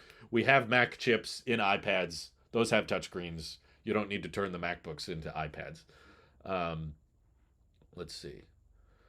I was thinking the Federal Trade Commission will be more up to the idea of Apple buying something like the company Cricket Wireless versus something like U.S. Cellular. Um, no, I don't think it makes a difference. If Apple enters the carrier space, it doesn't matter if they do it themselves or they buy out someone else. Someone's going to get angry that they have too much power, and Verizon and AT&T are going to be angry because they have exclusive contracts with Apple, and if Apple's directly competing with their partners, the partners are going to get angry. Um, Bulbs Galore super chatted. I think macOS is best optimized for keyboard and mouse input and would be clunky for touchscreen use. Operating system with uh, dedicated input method works. Yeah, like I've used Windows laptops before, and I've used Windows tablets, and I see what they're trying to do, but ultimately, anytime I tried to use those Surface products without the keyboard and mouse, it was like darn near impossible. Like you had to use the keyboard and mouse for basically everything, and the touch was usually like the least used input method. So it's cool that they exist, but I'm just grateful we have options. I like that there's a company that is trying to do touchscreen laptops and desktops, and I'm also happy that there's a company that's intentionally trying not to. Like that's worked out pretty well for them so far. You know, there's been touchscreen laptops for over 10 years now, and a lot of people online, even non-Apple sheep that review all kinds of laptops, will say that the MacBooks are the best laptops. Like they said, they have the best battery life and best displays or best speaker quality. They focus on being what a laptop needs to be, and I don't see that many people saying, "Oh, the MacBook Pro would be so much better if it was a touchscreen." It's not high on the list of requests. Um, I know other visually impaired people have said Zoom on the Mac would be better with touchscreens, but I feel like that's just wrong. What Zoom? Oh, pinch to zoom, I think is what you mean. But yeah, I'm fine with the option. Like if we put touchscreens on MacBooks, then no matter what company you buy, everyone's trying to make a hybrid keyboard and trackpad slash touch operated system. I would rather Microsoft try to do it one way and Apple try to do it a different way than both companies try to do it the same way. Um, Microsoft laptop grew sales in the Microsoft Surface department by 8% last year. There's a market for touchscreen laptops. Yeah, it's just not as big as Apple's. I think Apple's grew quite a bit too. Um, but the MacBooks would objectively be more expensive if they had touch, that's for sure. And it would take a lot of time to optimize macOS for it, which I just, again, everyone I've seen that uses Surface laptops are still mostly using the keyboard and trackpad. I have a bunch of in-laws, you could say, that work at Microsoft and use a bunch of Microsoft hardware, and I've talked to them, and I've seen them using their devices and stuff, and they rarely touched a screen. So it's like it's an occasional thing, but I don't think the Surface laptop is growing in sales purely because it's a touchscreen. I think it's because it's a decent laptop. But my hand can shake at times trying selecting something with touch while your hand is moving faster than the speed of light. Jeez, that would be tricky. Um, let's see. What does M mean in M2? I don't think they ever really said. I think people just assume Mac, but they never came out and said that the M stood for something. Um, I love the feel and texture and key shapes on Magic iPad keyboard. It's more appealing and even feels better than reaching and poking and swiping so much on the screen. That's also something I've noticed. Um, let's see. Are there any recent rumors about an M series 2 pound MacBook like the 12-inch MacBook? Not recently, but a while ago there was a rumor that didn't sound believable to me because they said in 2024 Apple was going to revive the 12-inch MacBook, but it was going to have like a Pro chip in it, like a M3 Pro. And I was like, that doesn't sound right. If it was a 12-inch MacBook, it should have the efficient chip. Um, Bulbs Galore says iPadOS is behind in terms of features, but I think it has gotten down a perfect hybrid between a touch and mouse and keyboard navigation interface. Yeah, I think for the basic stuff, it's pretty good. You know, I enjoyed the Magic Keyboard case with my iPad Pro back before I had my MacBook. That was my laptop, and I liked using that because it was a laptop with 120 hertz, which we didn't have yet in the Mac department, and the keyboard was decent, and the UI was pretty clean, and it had Face ID, which even my MacBook doesn't have still. But as a basic laptop for non-pro workflows, I thought it was fine. Yeah, I thought that was a good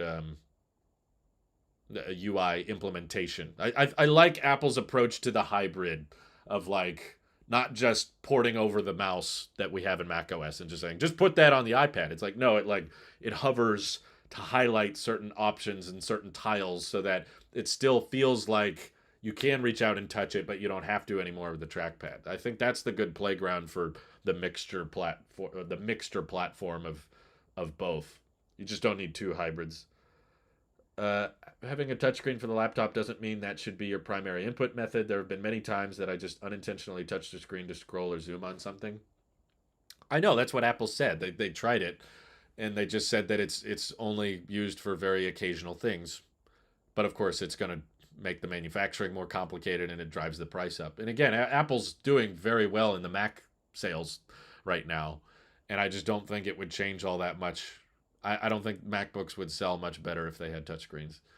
I think they would sell about the same, and maybe some people wouldn't like it. Some people would, but they'd probably equal out. Um, People tend to use Surface with the keyboard and mouse, and I see people tending to use iPads even with the Magic Keyboard connected with touch, so it doesn't seem like anyone can do a hybrid OS. Well, I don't think there's ever like a perfect OS. Every OS has issues, but um, I just think some are better than others, and I think that if you were optimizing the operating system, Windows feels like it's 80% optimized for keyboard and mouse, and then that last 20% is optimized for touch. It's like, yeah, you can touch the display, but all these UI elements don't work as well, and there's always lag with the Windows because when you're tapping, it has to do that circle thing where it like starts big and gets small, so you know what you're selecting, and that just makes it feel a bit less responsive. Um, at least the Windows devices I use, that's what it felt like. Whereas iPad OS feels more like, maybe 70 to 60% optimized for touch, and then 30 to 35% optimized for keyboard and mouse. Um, so to me, that's closer to like both OSs being friendly to both inputs. I think iPad OS gets a little bit closer to the peak hybrid, but obviously the Windows devices are a lot more capable because they're focused on keyboard and mouse, which is mostly desktop, laptop grade software that just happens to have a touchscreen as well. So there's a lot more use cases you unlock with Windows, but I think if your goal is to create like a really well optimized hybrid for most use cases, I think iPad OS is closer. Um, let's see. This is the first time they ever have reused branding because M was the name of the motion coprocessor in iPhone. I remember that. Yeah, it was the M7 chip. So eventually we're going to come full circle and have another M7 chip. Do I really think the iPhone will switch to USB-C? I do personally. I'm not like 100% confirmed convinced like some people are. Some people are like, yes, it absolutely will happen. There's no question. I'm like, there's a chance it won't. Um, Based on the wording in the EU document, I am fairly certain they can't get around that by going portless. I like knowing though that whatever happens, Lightning can't stick around. That's a that's a nice feeling. It's like, okay, no matter what you do, you got to get rid of Lightning. Um, that's a nice thought. But the wording they chose and the spirit of the law is that we want smartphones to all accommodate a USB-C port. And everyone keeps thinking, well, what if they go portless and they don't have to? It's like that goes against the intention of the law. Doesn't really solve the problem. Ultimately, the EU wants to prevent e-waste. Whether or not you agree with the method of getting rid of it is irrelevant. The point is they passed a law specifically to get the iPhone off of Lightning and onto USB-C. If Apple tries to loophole it and sidestep it, well, technically it doesn't. If they try to do that, the EU is still going to be angry. You think the EU is just going to be like, oh, you got us, I guess. Darn. But they'll either change the wording of the law or they'll draw up a new bill that says Apple can't do that, or they will draw up a new bill that says portless iPhones cause too much e-waste. And Apple's, to me, based on the wording that Greg Jaws used in the Wall Street Journal interview, his argument against the EU law was that getting rid of the Lightning port is going to cause a bunch of e-waste. He wasn't trying to say that, MagSafe is really popular and we really like MagSafe and we want to explore all charging options. No, he was just like, this will create a lot of e-waste. And it's objectively true that portless will cause more e-waste than switching to Type-C, because you can easily convert every Lightning cable and every Lightning accessory into a USB-C cable. You cannot convert every Lightning cable and Lightning accessory into a MagSafe puck. It just doesn't work.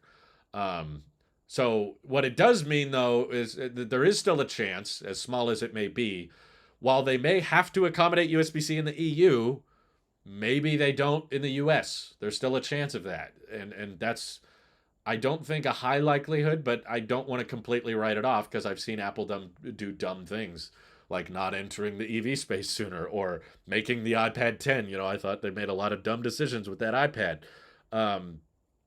So that's what makes me not say it's 100% confirmed, like they definitely have to. And technically, the EU law says that they have until December 31st of 2024.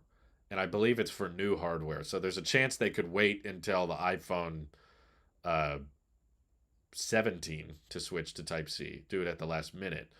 What if they go portless everywhere, but in the EU they go with the USB-C like the SIM slot? It's not exactly the same. They use the SIM slot everywhere except the US, but they could do that. But again, their e-waste argument really falls apart because just getting rid of the Lightning port, in my opinion, if they were going to be stubborn about it and only switch to Type-C in the EU, they would keep Lightning in the US, because Apple's logic with keeping it around for so long is everybody already has Lightning and cables and accessories. So we just want to keep everybody using their existing cables and accessories. We don't want everybody to throw out a bunch of old cables or have to buy new ones. So what they do globally isn't necessarily decided by the EU. But I personally think that it's a losing battle for them to fight this. I've tried to make it a point in my videos to try to, kind of send a message to Apple, as small as my voice may be to them. I'm trying to send the message that lots of people want this. Lots of people will buy the iPhone specifically for this feature.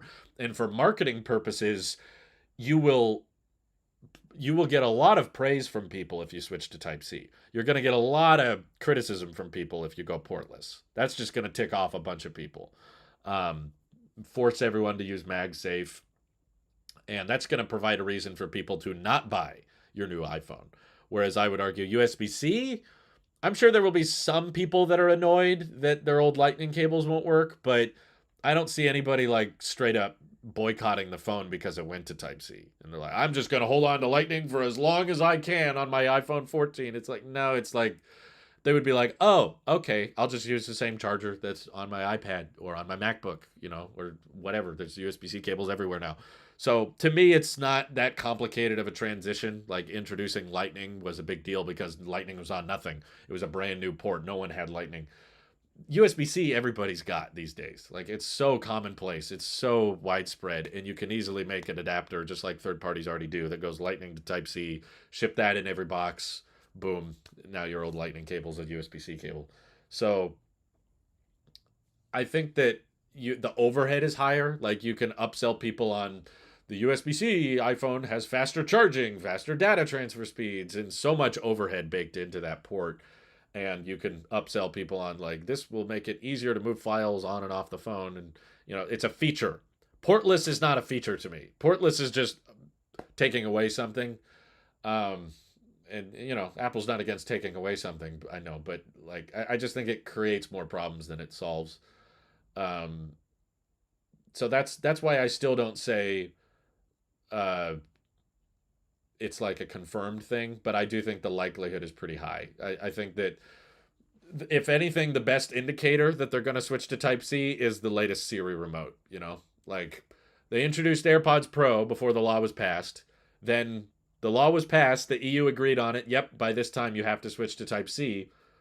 And the next Apple product release switched a random Lightning cable supported device to Type C for seemingly no reason. Like Apple didn't say why, they didn't explain any advantages, but the Siri remote was basically exactly the same remote, just now it has Type C. It's like, to me, that's a pretty good indicator. Why would they do that if they were not planning on switching future hardware to Type C? To me, that's the best example. And they didn't do that just in the EU. That USB-C remote is everywhere. Um, I would rather use a Galaxy Tab just because of Samsung DeX. It's the closest to a desktop on a tablet. I get apps aren't optimized as iPads, but there have been a lot of improvements made. I haven't messed around with one, but anytime I see someone showcasing Samsung DeX, it's always just using apps on a desktop that already are on like your phone. Like if there was apps or use cases other than just multitasking, is that it? It's easier to put up my calendar in the web browser, and the texting app is like, okay, if you're just using a desktop so you can do phone things, I guess that's kind of cool, but I wouldn't. If that's all I was using it for, I would just do it on my phone. That's a lot smaller and easier. I don't have to be on a big desk with a monitor. I can just lay on the couch, lay in bed, and just scroll like this. Scroll my phone on the toilet. That's what I would use if I use basic web tasks. The main reason I like the idea of an iPhone with Thunderbolt that like docks to your monitor and boots up into Mac OS or something, that would enable use cases that my phone can't do, because either a Final Cut or a Logic or an Xcode or a terminal commands, those types of apps aren't on iOS and they just wouldn't really work on a display that small. But if you had a keyboard and mouse and a display, just the limiting factor is how fast the chip in your phone is. That would unlock a lot of things. Now the best Mac is the one you have with you. um let's see, it's the law, they have to.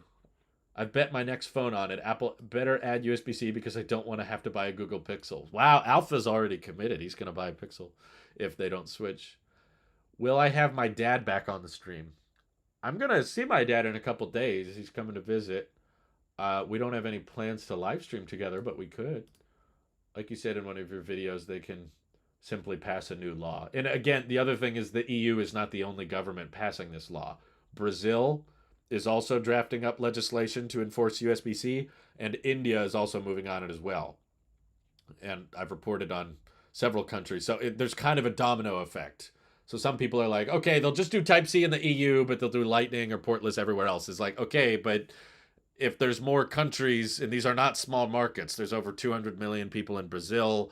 India, there's like over 1 billion people. I know that not everybody buys the latest iPhone there, but still, it's a big market that Apple wants to grow in. Um, it's it's a losing battle if they want to fight it like this, and it would probably look much better as a company for PR and marketing reasons if they got ahead of this and switched the iPhone to Type C well before they are forced to. That way, um, it looks like Apple just did it on purpose. They can claim, we introduced Lightning in 2012 and we said this would be the charge port for the next 10 years. Okay, it's 2022. It was 10 years. 2023, now we move on. Now we switch to the better one. If they implement it globally on all iPhones, all new iPhones at least, I don't think that they're going to make a iPhone 12 with USB-C just to abide by the law. I don't think they actually have to. But if they just next year when they unveil the 15 say this has Type-C and this has faster charging or faster data speeds and it's better because it works with your other USB-C cables, I guess, that's going to look a lot better as a company than them just not addressing it and just being like, in some regions we had to change the charge port to abide by common law. Like that would look a lot worse as a company. It would make them seem weaker, and it would make them look like they're being boxed into a corner, and like, well, we wanted to keep Lightning, but I guess we couldn't. I don't think Apple would want to pass off their product design like that and say like the EU hate. We should all hate the EU because they got rid of the Lightning port. It would just be in bad taste. So at this point, I'm like 75% convinced. Again, they have more time. So just because this law is passed, that doesn't mean they need to switch this year, or sorry, next year. They could technically wait until the iPhone 16 to switch to Type C. Would Brazil do a USB-C law? They're trying to. They're passing it right now. It's got to get voted on, but yeah, it's getting traction. And most people that know the Brazilian government are saying it's most likely to be passed. Brazil is the company that got really fed up with the charge brick being gone. If you think the EU is bad, Brazil is like, you have to include the charge brick, or I think even something about headphones was bad. But basically, Apple was getting fined big time by the Brazilian government because um, they got rid of the charge brick from the iPhone box. So they're definitely the type of country and the type of government that's going to force them to switch to Type C. I just think it's sad that the governments have to step in. In my opinion, they shouldn't have had to. Like, Apple's being very stubborn about it, and they're already using it. They've already transitioned almost the entire iPad lineup to Type C. They pushed Type C so hard on their Macs with MacBook Pros and the new 24-inch iMac. The iMac it replaced. They got rid of the SD card slot. They got rid of all the USB-A ports. Even got rid of the Ethernet ports. They had to move that to the power brick and make it optional. But the 24-inch iMac was like only Type C. That's the only ports and the headphone jack on the side. But they went all in on Type C with it. So Apple's been pushing for Type C very hard, and now with the Siri remote as well. So there's got to be a difference there. Jaws in the Wall Street Journal interview was like, well, back in the old days, the EU tried to force everyone to use micro USB. And if they would have gotten away with that, we wouldn't have Lightning or USB C. I was like, yeah, but you weren't using micro USB on half your product line. It's a little bit different when you're already doing it and you're saying, I don't know about that Type C port. If that makes sense on a phone, is like, you're the one who came up with Type C. Micro USB, Apple didn't work on, but um, Type C has so much overhead, so much capability. To me, it's not just another one of those low speed data ports. People compare USB C to, well, first it was Lightning, then it was Type C. What's next? Maybe something else is going to come. I'm like, no, no, no, no. We're not maxing out Type C bandwidth on phones anytime soon. Like, no phone currently with USB-C is at Thunderbolt speeds, and Thunderbolt isn't even the limit. Thunderbolt 3 or 4, like, we have prototypes that are going at like over 200 watts and over 80 gigabits a second. It's just a matter of like what chips and what motherboards can actually handle that, not so much the connector shape. So if we are going to reach the limits of USB-C, it's going to be on big computers like the Mac Pro. Like, some people are going to want HDMI 2.1A or 2.2, or, there's going to be high speed data ports, but the only people that might need something that USB-C can't handle is going to be big old fancy computers. It's not going to be smartphones, especially when most people are buying phones with only 64 gigs and 128 gigs of storage. And a lot of people are living with that. And most people are just, taking pictures that are a few dozen megabytes. We don't need more than 80 gigabits per second on phones for if we get to that point, it's going to be way down the line. But I personally don't think that file sizes are going to increase linearly like that. I think there's going to be too many advantages to high efficiency video codecs, like data speed. People are like, well, data used to be slow. Look how fast it is now. But yeah, that doesn't mean everybody's going to have terabit internet in 10 years. Like, the expansion of data file size and bandwidth that people can actually handle, it will improve, but it's not going to increase at the same rate that it did before. I think USB-C could hold us over for a very long time. And I also think the argument that what if we want to switch to something better in the future is dumb, because we did find something better and Apple didn't switch to it. They were like, what if something better than Lightning or better than Type C comes? Well, there is something better than Lightning, and guess what? They're not using it. So maybe they'll be stuck on USB C, and there will be a USB D law in the future, and Apple won't want to switch to it. But I don't think so. I think that Type C is going to be the last port. Like if the device needs a port, it might as well be Type C. Um, let's see. India has the biggest wealth gap in the world, and they're concerned about the ports on smartphones. Well, they have a lot of people, so they're concerned about e-waste, which I understand. More people, more waste. James says Dex isn't worth it as it is currently. Yeah, I haven't seen anything too impressive with it. Mike says adding a Lightning USB-C port to the MagSafe puck wouldn't be a bad way to transition to portless. You'd have to sacrifice a small portion of the magnetic ring, but wouldn't kill cords completely. It would because MagSafe requires too much of a wattage. A vast majority of Lightning cables are attached to 5-watt charge bricks, and MagSafe can't charge it. The MagSafe puck cannot charge with 5 watts on the other end. There's too much power loss with MagSafe, basically. So there's also a bunch of Lightning accessories that don't just do power, they also do data. You can harness data through a Lightning to USB-C port, but you can't harness data from a Lightning to MagSafe adapter. Um, and again, none of those MagSafe adapters exist. That would be starting from scratch. USB-C to Lightning adapters exist. And USB-C cables exist because of Apple's own products. Apple's shipping tons of USB-C products already. Um, Going off topic, but are you currently watching any shows, Drew? Andor on Disney Plus was an overall amazing show. The Peripheral on Prime Video is promising. Yeah, you're gonna hate me, Tool. I watched Andor and I wasn't impressed, but I think it's because the expectations are very low. Like I didn't watch Boba Fett, um, or many. I haven't kept up with many of the Disney stuff, Marvel or what have you. Everything post Endgame has not been very interesting to me. But I heard everyone saying Andor was amazing. I love Andor; it's so good. And I finished it a couple days ago, and I was like, that was what everyone. I don't know. Characters didn't have as much depth as I would like, and the I don't know. I mean, it was well filmed. It's nice that it's not all filmed on a digital background with just projector screens everywhere. It was well executed, but I just wasn't very invested in the story. I don't know. Maybe I'm getting older, but I don't know. Disney kind of ruined Star Wars for me personally. I mean, I really didn't like what they did with the sequel trilogy, and I liked the first season of The Mandalorian, but I don't know.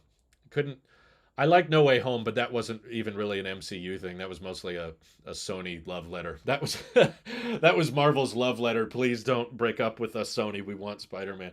So it was like to me, it was almost more logical to watch all of the Sony Spider-Man films leading up to No Way Home. You didn't really need to watch all the Marvel films up to No Way Home. But we almost finished Frasier. Once we finished Frasier, that's on Paramount Plus. We only have a couple of episodes left. Um, we're gonna switch to Ted Lasso. I'm still watching We Crashed, which I'm really interested in. If Little America actually did come out with the season 2, I want to watch that. I would love to watch Severance season 2, but we've got to wait a while until that comes out. And what else are we watching? Basically, a friend of mine got Disney Plus for a month, just to catch up, and that's what we're doing right now. So I didn't pay for it, but we have Disney Plus for a couple more days, so we're just kind of catching up on everything on there. So I'm all caught up on Pixar movies, and finally watched Encanto. I really liked Turning Red. I thought that was a good movie. But Frasier is an amazing show. I agree. I love Frasier. But it's a very long show. It's taken us the entire year to get through it. But Spider-Man and Loki are pretty much the only ones I still care about going forward. They're losing me. I got to be honest. All the MCU stuff is they're really losing me. I'm having a hard time keeping up with it, and none of it looks that interesting. I think that they keep raising the stakes way too high. I watched Black Adam in theaters. That wasn't very good either. I don't know. I'm not like terribly invested in movies and TV shows right now. Nothing is amazing. I really like Turning Red though. I thought that was good. Everything is all just like mildly interesting. If any show, Um, like I loved Breaking Bad. I loved Better Call Saul. Those to me were like S tier, and that's that's the only like movies and TV show that I'm like really genuinely excited for. Everything else has not really got me pumped since again Endgame was such a great peak of content and storytelling, but everything post that has felt just like you're trying to raise the stakes too high. It took like many years for them to build up to Endgame. But now all the new Marvel movies, they keep trying to raise the stakes and make these like world-ending events. And to me that makes it feel weak. It doesn't make it feel valuable because if the world ends every other day, then no one's going to feel stakes. No one's going to feel like anything is happening. Oh man, Germ is my kind of guy. He says Everybody Loves Raymond is so good. We have all 9 seasons of Everybody Loves Raymond on DVD. Someone bought me that as a my sister I think bought me that as a Christmas present years ago, and we loved it because it means no matter where it is on streaming, we can watch it as long as we have a DVD player. I have the Apple DVD player on my desk actually, the Super Drive. So yes, absolutely fantastic sitcom. Um, but yeah, like no, I never got into Game of Thrones. I tried to. I tried watching it several times, and I just also knowing I never finished it, but I heard everyone say that they hated the end of Game of Thrones. To me, like knowing that the whole series ends with a lackluster ending makes me even less interested in it. I'm like, well, now I really don't want to watch it. Before I wasn't that interested, but hearing that everyone gets disappointed by the end makes me really not interested. Andor might not be everyone's cup of tea. Rogue One was one of the best Star Wars movies to me, so I liked it a lot. Yeah, it's interesting. I loved Rogue One too, but I didn't love Andor. And I'm trying to figure out why. I think what I liked was Rogue One got you invested in a pretty small group of characters, but it was very brief. Like brevity is the soul of wit in a way. And I liked how spoiler alert if you don't know what's going to happen in Rogue One, turn it off. Sorry, this isn't tech related, but turn off the stream now. But I basically loved the idea that what I loved about Rogue One is it didn't have to set up anything. Like everyone's seen A New Hope, everyone knows how it ends, but they introduced all these characters, they get you invested, and then basically all of them die. And I was like, that was so refreshing after so many movies that are constantly trying to post credit scenes set up something else. Okay, something else is going. Well, this character, and to me, Andor is kind of like reversing what I liked about that. And well, what happened before Rogue One? It's like, well, did we need to know? Like, it was kind of that's kind of my mindset towards Boba Fett. Boba Fett is cool because he's mysterious. If you try to make him not mysterious, he's no longer that cool. That's why I don't think a lot of people like Boba Fett. Um, I haven't watched those actually, Germ. My parents watched 24 and they really liked that, but I never watched it. Alias or the Americans, Sci-Fi Battlestar Galactica. I have friends that watch Battlestar Galactica, but I never got into it. Um, I'll never forget going to see Infinity War opening night in the full theater. That was truly experience. I think that was like the last blockbuster experience. I don't know what the Way of Water is going to perform, but I'm not interested in Avatar. But like just the end game moment of Avengers Assemble, watching that in a packed theater was like just such a great experience, and I don't think I'll ever have that again. I'm not sure that will ever happen. Totally forgot Boba Fett was a show. I feel like most people try to block out Boba Fett. Um, but I think what I don't like about Andor, part of it is just the B plots. Like, I'm interested in what Andor is doing, but all of these Disney shows have to have all of these subplots, and the subplots are never that good. They're just like, I was laughing because I watched. This is a funny story. I'm sorry if you want tech content, but you guys are asking about it, so that's what I'm talking about.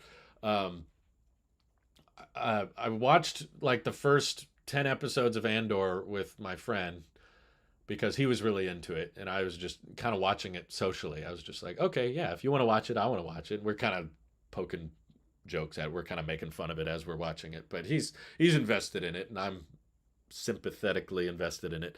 But then he couldn't wait to finish it, so he watched the last 2 episodes without me. And I was like, "Oh, that's fine." And I realized that even though I didn't finish it, I didn't like want to.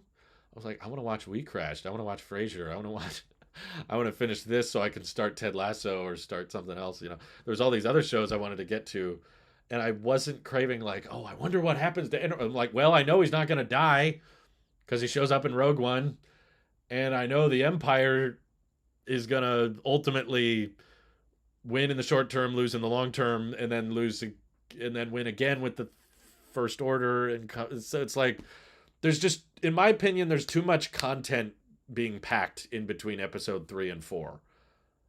I like Star Wars music, and I feel like when I went back, my wife kept asking me, "Do you want to finish Andor?" Because she didn't watch it either, but she was just like, "Are you gonna finish the last couple episodes of Andor?" And I was like, "I don't know. I mean, maybe. I don't really feel like I need to." And she kept asking me, "When are you gonna finish Andor? Because we're gonna run out of Disney Plus, and then you won't have a choice." And I was like, "Fine." I think it was a couple days ago. I was like, "Fine, I'll finish Andor." And there's a scene that goes on for like 40 minutes.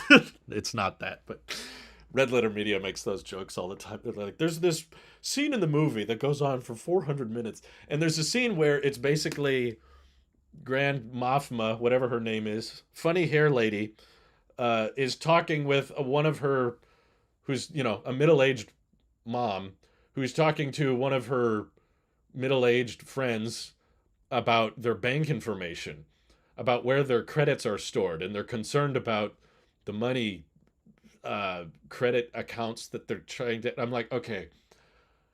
At one point in my life, I loved Star Wars. Mon Mothma, thank you. There's Grand Moff Tarkin, and then there's Mon Mothma, and then there's Cassian and Calrissian. I can't keep track of all these. How many freaking imaginary people am I supposed to keep track of these days? But basically, I was watching a scene and I just started laughing in the middle of the show. And it was not a funny scene. It was supposed to be serious and dramatic, but I was literally just I was just sitting there watching two middle-aged women talk about their bank information, and I was like, this is not why I like Star Wars. I don't think this is what I was invested in. And it felt like it was going on forever. I don't know how long the show actually was, but I just was like, I don't care. I know that Mothma's not in trouble. She's not going to die because she has to show up in the other movies. And I know what ultimately happens with the Empire. And I just feel like, okay, you have this giant universe with all of these characters and all of these storylines. But I think the reason we have movies is because there are sometimes interesting events that go on with these characters in these universes. And your job as the storyteller is to find those interesting moments with the characters in the storylines. And I guess I don't feel like they're finding those interesting moments. It's like, well, yeah, I'm sure technically there was a time when Mothma talked with her friends about her bank information, but that doesn't mean you need to film it. That doesn't mean I need to watch that moment happen. Like, I was just sitting there laughing, like, why is this a show? Like, why are we talking about this? If you want to talk about Andor doing things, show Andor. But literally, like, the second to last episode, Andor was in it for like 5 minutes, and the rest of it was just B plots. It's for immersion, so you get more immersed. I just get bored. I don't know. Maybe my attention span has been ruined by social media and the internet, but I had the same thoughts with Kenobi. I just watched the first couple episodes of Kenobi, and I could already tell, like, okay, they've got a bunch of subplots. I don't care about baby Leia because I know she's not in trouble. I know she's got to get rescued. I don't care about all these new characters who've introduced because they're not that interesting. I just want a Kenobi show, but I got to sit through all this other crap. And then once the interesting stuff happens, they don't use the music I love. That was the main reason I wanted a Kenobi show, was because I love the music and the score of Anakin and Obi-Wan going at it, and they completely scrapped it. There was no original themes brought back, barely any original themes brought back for that show. And I loved some of the scenes they had. finally the Vader and Kenobi interactions were cool, but they were just completely missed opportunities by the score, which I guess ultimately made me realize like maybe I'm not a Star Wars fan, I'm just a Star Wars music fan. But that also made me wonder like maybe sorry J Money, I'm ranting here. He said 16 days until I get the 11-inch M2 iPro with 512 gigs. You keep saying that. I don't know what you expect my reaction to be. You know how I feel about that iPad, but I guess congratulations. Um, but like the music was nowhere near as good as it could have been, and I had to watch fan edits. So basically, I watched fan made covers of the Kenobi Vader scenes because they were much better, and I didn't have to pay for Disney Plus for that, and I didn't have to sit through a bunch of crap to get there. um, so yeah, they're kind of making me. I was like, that was the one thing I was really excited for with like Disney Star Wars shows is like a Kenobi. What if they do a Kenobi show? Now they've done it, and I'm like, wow, you ruined it.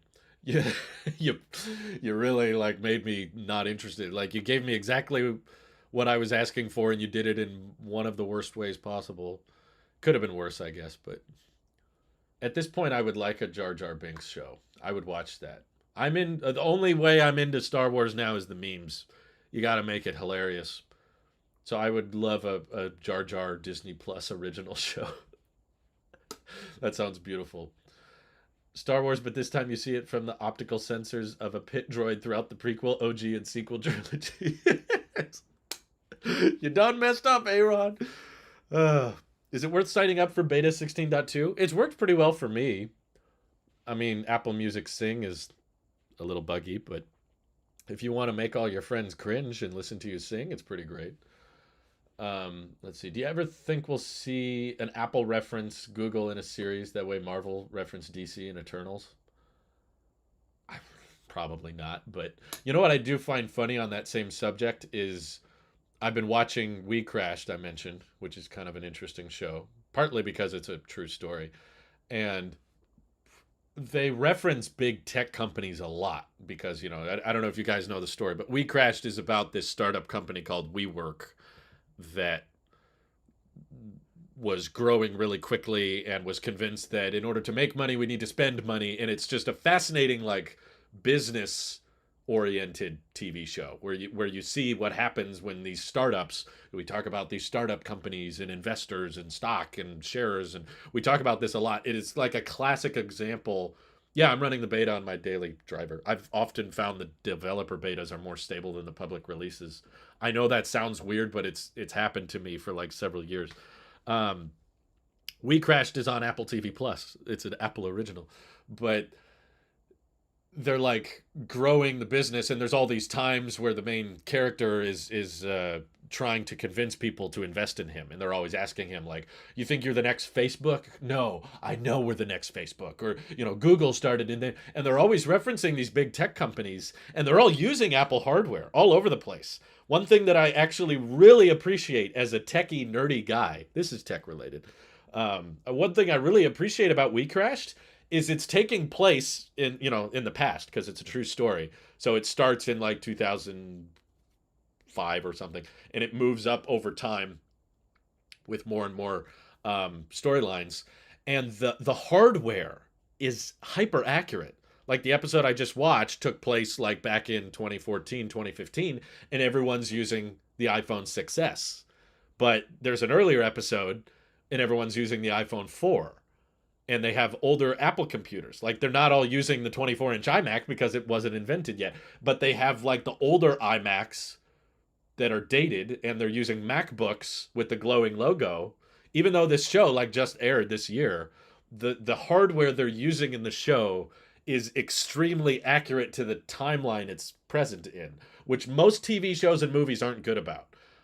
That's just something I noticed because I'm a nerd. So whenever I see someone using hardware, I know like what generation that was when it came out. And a lot of the time, TV shows and movies don't pay attention to that, and they just gloss over it. This show pays incredibly close attention to what hardware is being used, and there's Apple hardware all over the place. But the dialogue of the show, they never say the word Apple. They constantly talk about tech companies. They're like, oh, it will be bigger than Google. Oh, we're going to be big. It's about creating an experience, and we're going to be like Uber. I'm going to, they keep referencing big tech companies, but they never mention Apple, even though there's a part in the story where they're just like, oh, this is a really small office, but Google started in a garage, and I'm like, you could have just said Apple. Like, no one who says Google starts in a garage. Everyone says Apple started in a garage because they're the biggest, they're the most valuable company. So, I found that bizarre. I was like, I wonder if that's a creative writing decision they made, or if it's a disagreement between the writer and the set designer. Like, does the set designer want Apple hardware on everything, but the screenwriter wants to pretend Apple doesn't exist because it gets a little weird when the show itself is an Apple original and then you reference Apple. Does that get too meta and they don't want that? God, I hate that they changed their name to Meta. They worked their way into all these conversations. Is that too self aware? That sounds better. Let's see. Will you go back to iCloud for photos? No. I just I know that that's a nonstop subscription. You'll never stop paying for it, and if anything, it's going to get worse. I'm actually I know I mentioned that earlier. I'm partially convinced that at some point Apple's going to start charging for iCloud for everybody, even if you're on the 5 gig plan. I think that they're eventually going to start doing that. I don't know if it's in 5 years or 10 years, but I think that's where it's headed. So I'm going to save as much as I can now and pay for the cheapest tier they offer when they do force us to do that. Maybe that'd be a good time to try Android. What do I think of Elon making a Tesla phone as competition against Apple and Samsung? I did a video on it, which I recommend watching if you haven't, Omnitech, because that's a lot shorter. But basically, I think it's a bad idea, and I want him to do it because I don't think it would go well, but I think it would be funny. I think it would be like a hilarious. Because I don't think he's doing a great job with Twitter. I think he might eventually do a good job in the long run, but in the short term, he's not doing a good. He's not making a lot of the right calls, but I still think it's fun to watch. It's fascinating to like see a rocket and EV engineer work on a social media service, which is not easy to do. Like, and I don't think anyone really knows how to make a successful, popular social media site. Google has tried, Apple has tried. It'd be one thing and be like, he doesn't know what he's talking about. Leave it to big tech companies. They know how to run social media. It's like, no, they don't. All they know how to do is to buy them out. Like all Google can do is buy out social media. All Meta can do is buy up their competitors. Everybody just buys up the popular ones, but people like sheep just kind of flock to different social media platforms and random ones get popular. It's very difficult for a big company to just be like, we will now make this social media site and it will be popular. Like, it's very rare that that happens. Usually it's all these tiny little startup social medias that get really big and then popular because of that's where people want to go for whatever reason. And it's very hard to navigate. It's very hard to push people towards a certain platform or get people out off of it. I do, yes, like Stefan says, I think it's very much a game of luck. It's just right place, right time. It's not necessarily how good the platform is. There are lots of alternatives to different platforms that are very much better in lots of ways, but people won't move to them because people don't like to move. And people pick platforms based on where their friends are, where their creator they like watching is. And it's tricky to get right. So I've never seen someone like Elon running a social media before, and it's like a fascinating case study to just see like, oh, now what does he think he's going to do? So he's thinking, oh, Twitter Blue, this is going to be this big popular thing, and I'm like, no, it's not, but let's see what happens. Like, what can he get away with?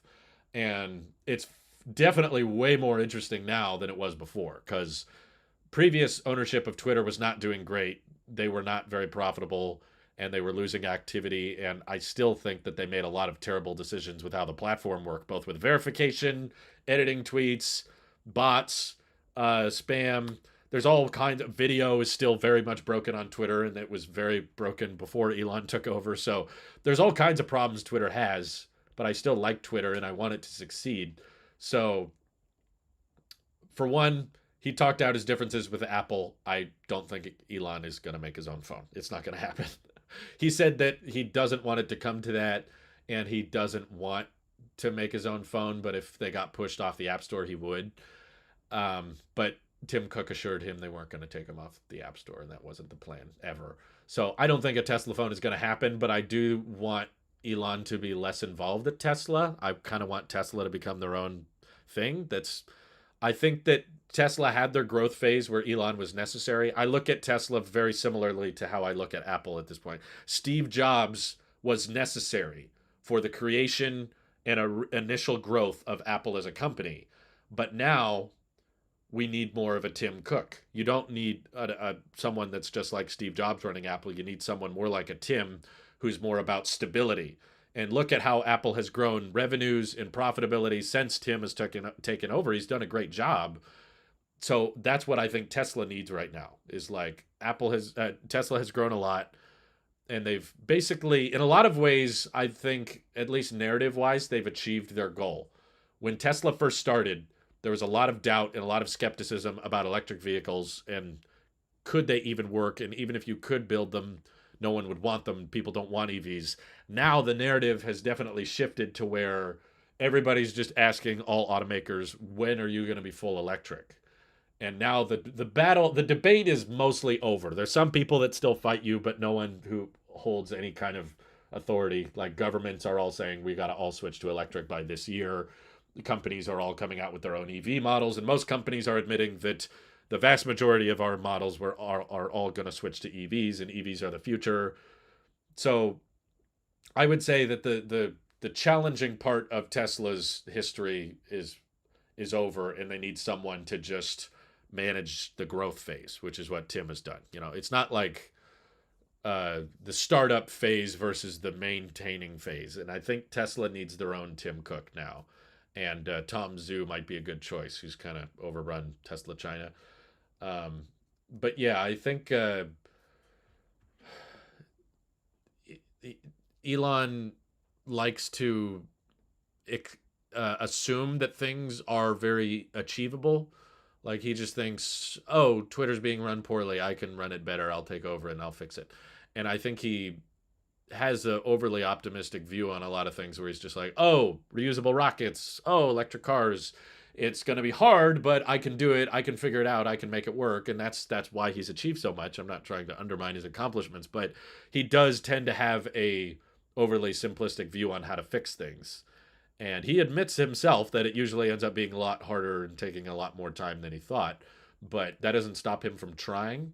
So that's what kind of made me laugh about the idea of him making his own phone is like, you probably think that's really easy, don't you? You probably think that, oh, Apple doesn't actually do much. They just ship displays with batteries and cameras and call it a day, slap their logo on it. And basically, Apple has a monopoly and anybody can really make phones. And I'm like, I bet there's a lot of technical details and a lot of inner workings of power efficiency with chips, and you don't realize how much people care about camera performance, battery life, display refresh rate, display quality. Like you'd be surprised how many little details consumers uh, care about in a phone. But Elon never really talks much about phones. He's just like, oh yeah, it's a phone. It's whatever. It's a phone. Ha, you know. So I think it would be fascinating if the entire tech community, Marquez, Unbox Therapy, Mr. Who's the Boss, Renee Ritchie, everybody, if we all just had to start reviewing the Tesla phone, I think it would be funny. I don't think it would be good. It would probably have some unique advantages and a bunch of disadvantages. And we're like, how did Elon think this was okay? But again, I like company. I'm a big fan of Apple and I'm a big fan of Tesla, and I love phones and I love cars. So that's why I want Apple to get into the car space. And I think it would be kind of funny and interesting to see Tesla enter the phone space. Not necessarily Tesla, but just Elon try to make a phone. I don't think he would do very well with it, but it would be funny to see him try. Um, he throws things at the wall to see what sticks, but this approach eventually works. We'll see. We don't know for sure if it'll work with social media, but it might. Um, he's not afraid of failure. You got to give him that. A lot of people would say he's failing with Twitter, but he's not afraid of it. He's not giving up. He's not trying to sell it off to someone else. He's throwing everything he can at the wall. Mm, let's see. Does Apple Music Sing work with SharePlay?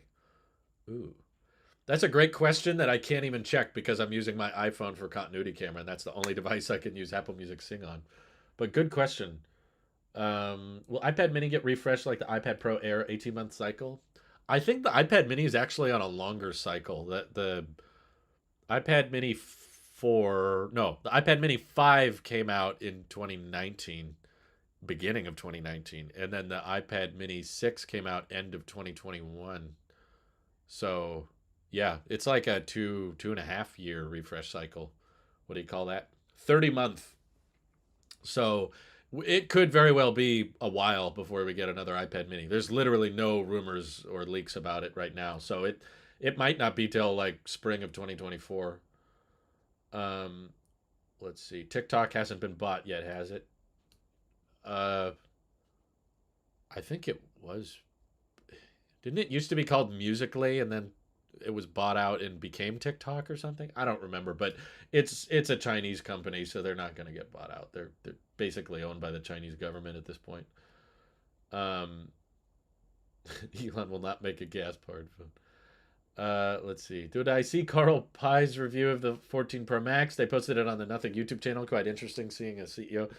I saw the headlines for it and I saw links for it, but it didn't look interesting to me. I mean, I don't watch that many tech videos in the first place, but everyone keeps telling me it's interesting that a CEO reviewed a competitor's phone, but no one wants to tell me like what did he say? Did he like it? Did he, did he say it was good? Did he say it sucked and everyone should buy his phone? I don't know. I just I wouldn't watch any random 14 Pro review. So I guess to me that was a random 14 Pro review. Um, let's see. That's my current plan. Oh, what did he say? I love the days of iPad, iPad Mini, iPad Pro. We don't need any more options. That was pretty simple, wasn't it? I don't know. That might be a little too simple. The only issue I have with the term iPad just by itself is then you have to refer to it as the regular iPad or the cheap iPad. And that's one thing I kind of like about the term iPad Air. No, it doesn't necessarily make sense because it's not the lightest iPad, but just having a term like I made a video in the past. I'm not against the term iPhone Air. As long as I don't have to say the base model, regular model, like I do now, or you got to say the 10.9 inch iPad, got to say the year or the screen, iPad 10 generation. It's kind of refreshing to just say iPad Air and people know what you're referring to. What's the selling point with the Nothing devices? Lights.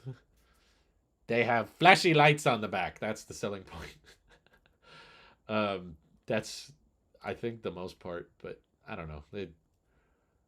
They got a lot of online attention. I think because Casey Neistat helped like start the company, but lots of people love talking about Nothing products. But I don't understand what really is that interesting about them. Nothing of noteworthy, right? Other than the name is kind of funny. You can make a lot of Nothing jokes. I'm just happy Apple went back to the iPhone 5 style design. It's very iconic. Well, enjoy it now because it sounds like they might ditch it next year. Oops. It is a dumb selling point. I agree. But for the most part, I read through their website and like their ethos was like, we want technology to disappear into the background and you don't even think about it. So a lot of people are like, Nothing is trying to be like an alternative Apple, but I don't think you can unless you're designing your own OS, which they have like Nothing OS, but that's still like based on Android, and you can't really start from scratch with your operating system. So I'm like, if you want to have the Android version of an iPhone, Pixel is your best bet because ultimately, when you have a third party developing the hardware, you're probably going to have a separate. I got to have a Nothing account and a Google account, and I got to log into my Nothing account services and my Google account services. There is nothing new under the sun. Seeing the top tech CEOs unbox and try out each other's products like a cultural exchange would be very interesting. It would be if they were genuine about it. I just don't have much faith that they would be. I feel like they would all just be very safe, PR friendly, like, interesting. I would love it if they just nonstop were like, I don't like this camera bump to be in this position because that makes manufacturing this component harder, and this is why we don't do that. Oh, well, you did it that way. Here's why we did it this way, and we arranged our sensors this. Like, if it was just genuine discussion, it would be nice. But knowing Tim Cook, Tim would never agree to touch an Android phone. But even if he was in that interview, he would just be like, okay, all right. That's good for you, I guess, if you like that. But he would just play it overly safe. He wouldn't really say anything. Um, let's see. I actually got the Nothing Phone 1 for my dad, and he's been liking it so far. Said everything's quite fluid. He upgraded from the OnePlus 8. Well, that's good. I'm glad he likes it. I'm not saying it's a bad phone. It's just like one in a sea of many. I don't know what stands out about that phone compared to any other Android phone. What separates it other than the lights? You know. Um, hey, Neem's in the chat. Have you seen Marquez hating Nothing a lot lately? I don't know what to think, but YouTuber Sam Sheffer joined Nothing, a company with many former Apple execs. I'm hopeful in their future. Yeah, I don't think their mission or their goal is that clear. Because on one hand, they're like, we want technology to just disappear and just feel like nothing. It's not even there. But then you tell me that I have to program all of these notification lights on the back, put my phone face down on a table, and remember the different notification sounds and lights so that I can tell what notification the phone is getting. I'm like, that doesn't fit your ethos. And that's like the headlining feature of the phone. So you're just trying to have another device with another touchscreen with another camera that's okay, I guess. So I don't know. There's doesn't excite me unless you have something unique. The most unique thing about Pixel is that Google is the one designing the OS, the hardware, the chip. So I know that's going to be a first party experience, and that's what I like about Apple. So that's why, if I had to switch to Android, that's probably the one I would get. Thank you for the super chat. Simply Sora. They says, well, gotta go. Have a good rest of stream. Ordered my 14 Pro this week and get it next week. Wow. So done with the Max size 2. That was reason enough to switch, and 120 hertz, of course. Oh, you're getting a 12 Pro Max. Gotcha. Well, thank you so much for donating. That's awesome. And I'm very grateful you're getting a phone. I will warn you about the camera bump. It is massive, but I hope the smaller form factor makes you feel more comfortable. Um, a phone flashing from the back doesn't blend in well. Oh, I agree. I find it hard to believe that at least one of Tim Cook's nieces or cousins doesn't use an Android. Imagine Christmas dinner. Tim's cousin hands him a Pixel so Tim can take a photo of him and his wife. Yeah, I guess there's a decent chance of that, but also, like, Tim probably gets free iPhones all the time that he can just give away to everybody. I mean, if your uncle was Tim Cook, would you use an Android phone? Like, just the social interaction alone would prevent me from wanting to do that. It does blend in well, the 24-inch iPad. No, no, it doesn't. Hush now, Stefan. uh, Back in my day, I thought Nokia 6600 was the best it's ever going to get. Well, I can understand that feeling, but it's just there's so many phones now. There's so many brands to choose from. You have to work really hard to get something that separates you from the others. And I just don't see what Nothing does that separates them. Having Tim Cook as an uncle would be an experience and a half. Like, I don't know if I have a few in-laws that work at Microsoft, and that made me want to try Microsoft products. Just hanging out with them, I was like, "Tell me more what you worked on," and he would tell me stuff he made, and I was like, "Yeah, I'm kind of curious about that. I want to try that out." Um, wow, Neem super chat, thank you so much. He said, "Thing I don't like is Nothing using Android. I hope when Elon launches Tesla, don't say when. It's not going to happen." Like he said on Twitter, I hope he designs his own OS from the ground up to give Apple and Google a run from their money. Maybe he would, but I don't think it would go very well. He's not going to give Apple or Google a run from their money. And I think the biggest misconception he has is that getting people to move platforms of any kind is easy. I can say that from personal experience, and I'm sure it's an even bigger issue on a scale as large as social media, even bigger on a scale of large as what mobile OS you use for your phone. It is not easy. Amazon couldn't do it. Microsoft couldn't do it. Maybe Elon could do it, but the climate is very different now. The platforms have never been bigger. There's more people on iOS than there's ever been, and there's more people on Android than there's ever been. So trying to convince either of those parties to switch entire platforms to move to a different app store is not going to be easy. It's or possible. Honestly, I don't even think there's a chance that they could give them a run for their money. But if they did, it would require an insane amount of investment, and I kind of want Elon to like have less control, less ownership of Tesla. So knowing, and I've been seeing reports that he's going to be like selling more of his Tesla stock and or borrowing more against it. And if he, again, he's not going to do a phone. He said that he would only do it if he got banned from the App Store, and Apple said Tim Cook told him they're not going to ban him from the App Store. So it's not going to happen. But if he did want to make his own phone with his own platform and stuff, it would take a lot of money, a lot of investment, and a lot of time. And that would basically, that future endeavor, I think, would drastically decrease the likelihood that he would have much of a say at Tesla. He would sell most of his positions and the stock would crash a lot. But I'm okay with that because I still believe Tesla will do good as a company, and Elon selling would be a good buying opportunity for people that actually know that Tesla's basically set up to be one of the biggest companies, if not the biggest company on earth.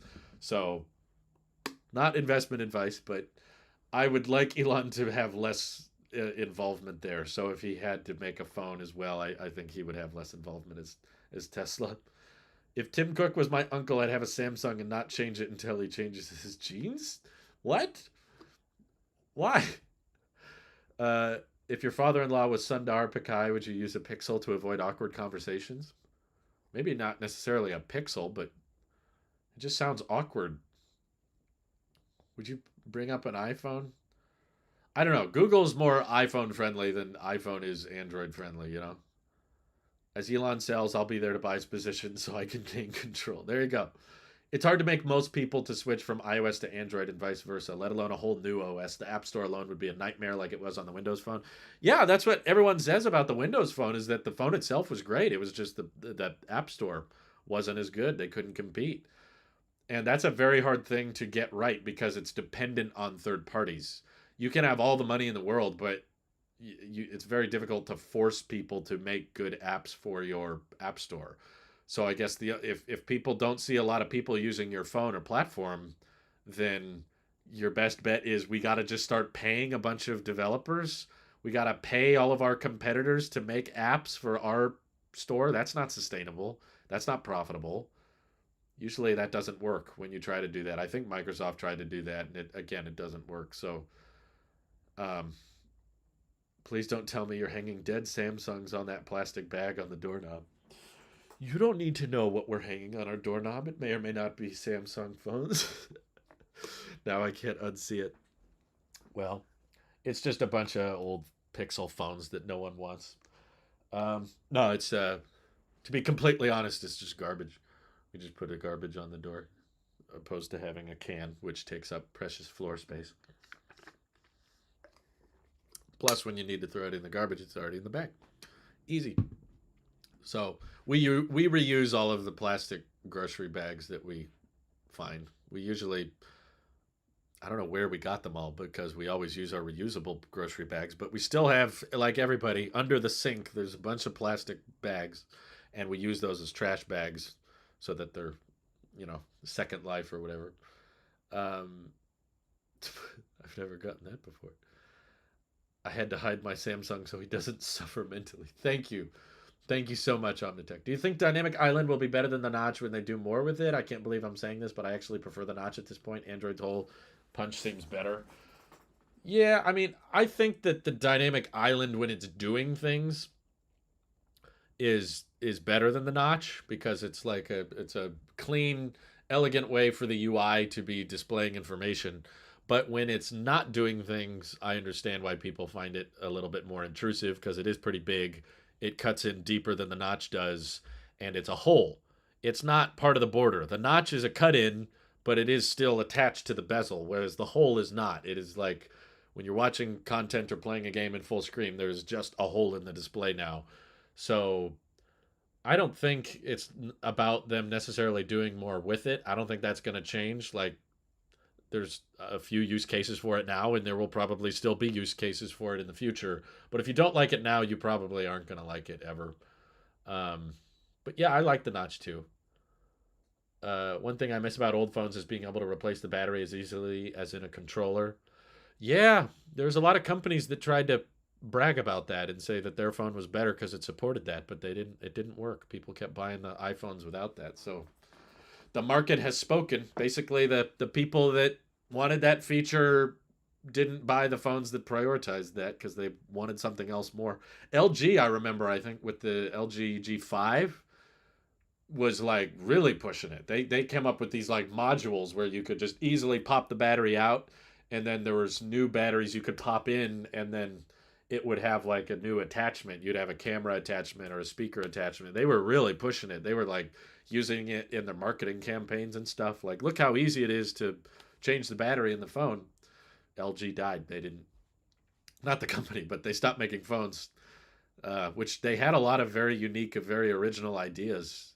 Go watch MKBHD's video on LG killing the smartphone business, killing their smartphone business, because he did a great video explaining all of the things that LG was first to. LG did a lot of things before anybody else did that the iPhone later on did. I didn't really care much about LG before until I watched his video, and then I was like, oh wow, that was on the LG. It's like they pioneered a lot of smartphone tech that we use today. Um, if iPhone 15 is USB-C, how long will Apple keep selling AirPods with Lightning? Would they just update them quietly like they did for MagSafe? My guess, yeah, kind of like when the AirPods Pro charge case, it just when they introduced AirPods 3, it supported MagSafe charging, and they quietly added MagSafe support to the AirPods Pro case. So it was quiet, but yeah, I think they will do something like that. Um, like when Apple first introduced Lightning, they switched the iPad at the time to Lightning, even though it had just been refreshed like 6 months before. So I don't know if they'll straight up sell a USB C case with no AirPods in it, but yeah, I think they will switch everything pretty close together. If there's a new iPhone with Type C, it doesn't make sense to introduce new AirPods with Lightning. Um, I work at Michael's, and the other day, someone up at the counter with an iPhone 14 Pro to scan a coupon or something, and I was like, "What do you think of the new Dynamic Island?" They literally said the what? Oh, that's funny. Yeah, I love how careless everyone is in terms of everyone outside the tech community. They're like, "What do you think? This doesn't have promotion." They're like, "Huh? What?" It's like, everything's just a phone to them, and I love it. I want to live life that way. I want to not care so much. Can you Google while streaming, or will T-Mobile make you lag? Look up LG NV2. No, I can Google, but I remember. I think I remember the LG NV2. Um, NV. I can show you guys. Oh wow. Yep. That looks like an old phone. I wouldn't have liked it. You want to see my first phone? The first phone I ever had. Oh, yeah, it's not that old. No, that's the 5S. What was this one? I got the 64 gig black iPhone 5, and I don't really miss it. I prefer my current phone. Sorry, I'm not that nostalgic. Let's see. It's still easy to change batteries. A heat gun is only $20 at the exclusive club of Harbor Freight. Well, I mean, you could say relatively easy, but in the old days, you could literally just pop the back off. There was no heat gun. You didn't even need a screwdriver. You could literally just with your fingernail replace the battery on a phone. Which, for if Apple really cared about privacy, they might offer that. But I think they care a little bit too much about the simplicity of it and the water resistance. That plays a big role. I get remarks when I use my Apple Watch to pay for my purchases. They are shocked sometimes. I know Apple Pay has been around for what feels like a decade, and there are still people that make comments when I pay with my watch. We were buying a bunch of Christmas presents last night, and I was doing the Apple Pay thing, and they were like, "Whoa, how do you do that? What does that do? That's so cool." I'm like, "Okay, Yeah, I know. It's great. It's like, how long are we gonna keep this up? Um, you're one of those Zoomers who has never owned a non-smartphone. That's correct. Did I see Elton John saying he's leaving Twitter and Elon Musk trying to get him to stay? I know. I love the jokes where everyone keeps saying it's not an airport. You don't have to announce your departure. Yeah, I've seen several people leave Twitter, and I'm like, fine, okay. If you don't, I don't see the point in announcing that you're leaving. Just leave. But I guess people want attention. They're trying to make a statement about it, and hope that that means something will change. I don't know what he thinks is going to happen. Like Elon will sell the company back to its original owners if enough people leave Twitter. I don't know. According to the data he's reporting, he says hate speech is down and they cut out on a lot of illegal content being posted, which was really sketchy. Um, so I don't know why you want to leave now. I guess just because Trump is back, but he hasn't tweeted anything. Yeah, there's a bunch of people leave. I got no problem with it. If you don't like it, just leave. That's fine. I just don't understand why you want to make a big deal about it. um, I feel so old now. My first phone was a Sony Ericsson. I forgot my wallet at Baskin Robbins. The girl said, "Use your watch." I know. I love using my watch. It's much easier. Um, oh, okay. My wife's just keeping me in the loop. Um, I think LG will sell soon. I mean, will dissolve. They're doing a lot of shady stuff. I don't fall. I have no clue what LG is doing. Um, let's see. Leaving Twitter is a dumb idea. I mean, if you're not getting anything out of it, I mean, very few people actually like profit off of Twitter usage. Um, if they change that with the content creation and the monetization policies, um, then I think that a lot less people would want to leave Twitter. So that, let me just text my wife real quick and make sure she's okay. I think she's fine. We love Louise. Me too. Massive respect to Elon, though. Everyone's saying they're leaving. Elon tries to ask why and work out Twitter's issues. Yeah, I appreciate the transparency. He's in favor of the number of views tweets gets being published and the algorithm being open source, and he's made a lot of bad decisions too. But I do appreciate that aspect of it.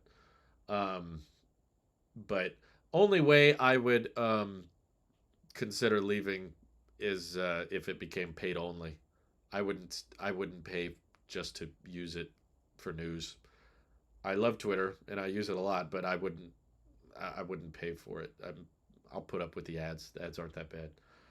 It's most evident that someone is addicted to social media if they announce their departure from social media, like just pull an Ariana Grande and leave for your mental health, not strangers. Yeah, no. I mean, I would argue I have a social media addiction, but I wouldn't announce I'm leaving. When are you making your year-end video where you see how well your predictions for the year went? We'll see how the poll turns out. The Tailosive Tech Plus members get to vote on what the next video is. And I think for a while that was in the lead, reacting to the predictions, but um, I think the other video idea came out ahead. Um, yeah, Twitter isn't worth paying for. Like Spotify, I'll do the free version. Yeah, again, only way I would pay for Twitter is if that was the only way to get monetized was you needed to pay a monthly fee to post your content, but then you could make money off of it.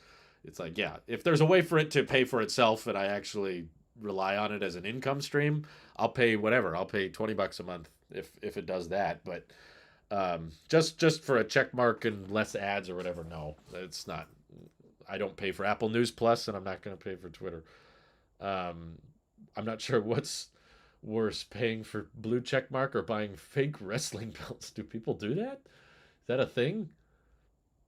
But yeah. Omnitech says, I will never leave Twitter. I'd never betray my 7 followers. 5 of them are loyal bots. Well, hey, that's better than nothing, right? Um, my very loyal bots. No, I think I saw. So I didn't hear about Elton John, but I heard Jim Carrey was leaving. I don't. I don't know why people think that's a big. It's like these big celebrities, social media accounts think that they have to make a big deal out of it. I was like, you could just leave, dude. You're just improving Twitter activity by announcing your departure. But according to Twitter's own data, it appears that usage has gone up. There's actually more people using Twitter than before. I don't know why. I would like to know who has joined Twitter since Elon bought it. Who's like, I'm gonna go now. It was Twitter was a dumpster fire before, and it's still a dumpster fire now, but it's just a dumpster fire owned by a different billionaire. And so, all of a sudden, people are like, "Yeah, I'm gonna join now and start tweeting more." I'm like, "What? Why are people joining now? I don't know, but that's what the data says. Unless you're the type of person that just thinks that Elon is making up data that's not true, um, that's a whole different discussion. But I don't think he would lie about that personally, especially when they have graphs and charts and like to artificially be hyping stuff up like that. Is there someone at Apple you'd love to interview? What's the one question you're definitely going to ask if you get to interview them? Oh, I get that question a lot. I have a hard time formulating one because I know there's lots of good questions. There's not very many they would answer though. Anytime I've seen Craig or Tim or Jaws in interviews, you can ask them the best questions in the world, but they'll politically, the Wall Street Journal interview was like, "How's development on the Apple car going?" And Jaws literally said, "Did you say the Apple Card? It's great. It's a credit card. You get cash back and daily reward." Like he literally pulled the "I didn't hear you correctly" joke. And therefore it's just like wasting time. It's like you can ask him whatever you want, but he's just going to fall into some marketing spiel. So I guess the better question someone asked before was like, if there's an off the record conversation you could have with an Apple executive where you sign an NDA and they know that you can't go blabber about it to someone else, what would I ask? And I think the main one I came up with was I just wanted to talk about Tim with their plans for the Apple car. Like, do you want it to be a Apple in-house designed thing? Do you want it to be? Do you want to buy someone out? Do you want it to just be a robotaxi? Like, do you want to manufacture it yourself or outsource it? And not like one question, but I'm most interested in. I think the biggest thing Apple missed out on is EVs. I know there's other fields that Apple might get into, and the tech community, frankly, is trying very, very hard. They're doing CPR right now with Apple News. They're like, come on, there's something in there like foldables. Yes, the foldables, they're coming. Oh, headset. Yes, there's a mixed reality headset around the corner. And I can just tell you from experience of how much web traffic those news stories create that most people are not that interested. Either they're not happening because the story keeps getting delayed and pushed back and not that many people want to buy the product. And the general audience that buys smartphones, not the tech community, is not that interested in foldables, and they're not that interested in mixed reality headsets. That's a very nerdy, geeky thing that the tech community thinks is a big deal, but everyday consumers are not that interested in folding phones. They want a phone that they can text people with, that has a decent battery life, whether or not it has a hinge that can fold in half and fit in their pocket a little bit better. It's not a big deal to them. There are, yes, just from web traffic, I can assure you, people are far more interested in the iPhone 15, which is not going to be very different. To us, it's a big deal. It has USB-C, it has titanium chassis, but to the everyday consumer, they're going to use that phone the exact same way they use their current phone. But that still generates way more traffic than the folding phones do. I've talked about Apple folding phones or Apple folding MacBooks or folding iPads before. I've talked about the mixed reality headsets. They just do not generate that much interest. Like the views aren't as good, retention isn't that high, and I'm sure it's the same thing with these news articles because all these news stories come out at the most dry part of the year when there's not that many new iPads or iPhone news or new Macs to talk about. So yeah, I just think that all the other fields that we talk about Apple entering, none of them are going to be as influential or as big as the EV space. And I think that Apple has waited far too long to enter it. So if you're asking me what would I ask people, executives at Apple, I guess it would mostly just be about why they aren't in the EV space yet. If I can't talk about future products, then I guess I would say why are you against the iPad becoming more than an iPad, you know? Um, that's about it. But they wouldn't give me a good answer. Let's see. If I have followers on Twitter, those people must be desperate since I only use it a few times a year. What are followers without a leader called? Followers without a leader. That's a great question. Sheep? Does Apple Music after the week preview just end? I don't see unsubscribe. My nephew subbed to it by mistake. Go into settings, tap on your name, and check subscriptions because usually when you sign up for a free trial or even take advantage of a free promo, very rarely does it just end at a certain date. Typically, there's a renewal time and it gives you a date and it says on this date we will charge you for Apple Music. That's probably what is going to happen when the week is up. So again, settings, tap your name at the top, tap subscriptions, and see what is active and make sure that it is canceled, or if it's not canceled, that you schedule a cancellation date. Um, aren't all MacBooks foldable? You mentioned them in the same sentence as folding phone. I mean, like, there's a lot of talk right now. I see people talking about like a display that goes all the way, like a Z Fold but bigger, to the point where the bottom screen is your keyboard and trackpad and the top is your display. I don't know. It would be so expensive. Even Microsoft couldn't get the Surface Neo working. Um, I'm generally uninterested in tech nowadays. There's other exciting stuff. To me, the EV space is the most exciting, and I'm just trying to make the tech space as entertaining as possible. That's why we do videos like Apple Music Sing. It's not very informational. It's not like there's much to talk about, but how do we make it funny? How do we make it more of an entertaining piece?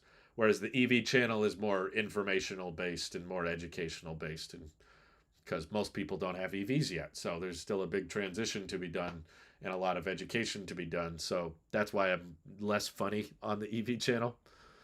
Um, no offense to Craig and all the execs and Tim and everyone at Apple. Drew, I love them. I really do, I swear. But they seem so media trained and never leak anything. Even Wall Street Journal's join. I can't break them. Yeah, no, there's no offense to be taken. They would probably admit that too if you brought it up to them. There was a time on CBS or something. Someone asked Tim about the Apple car, and he was like, "I can't comment on the rumors." And he was like, "But you're the head of the entire company. Sure, you can." And he was like, "Touche. I guess I choose not to."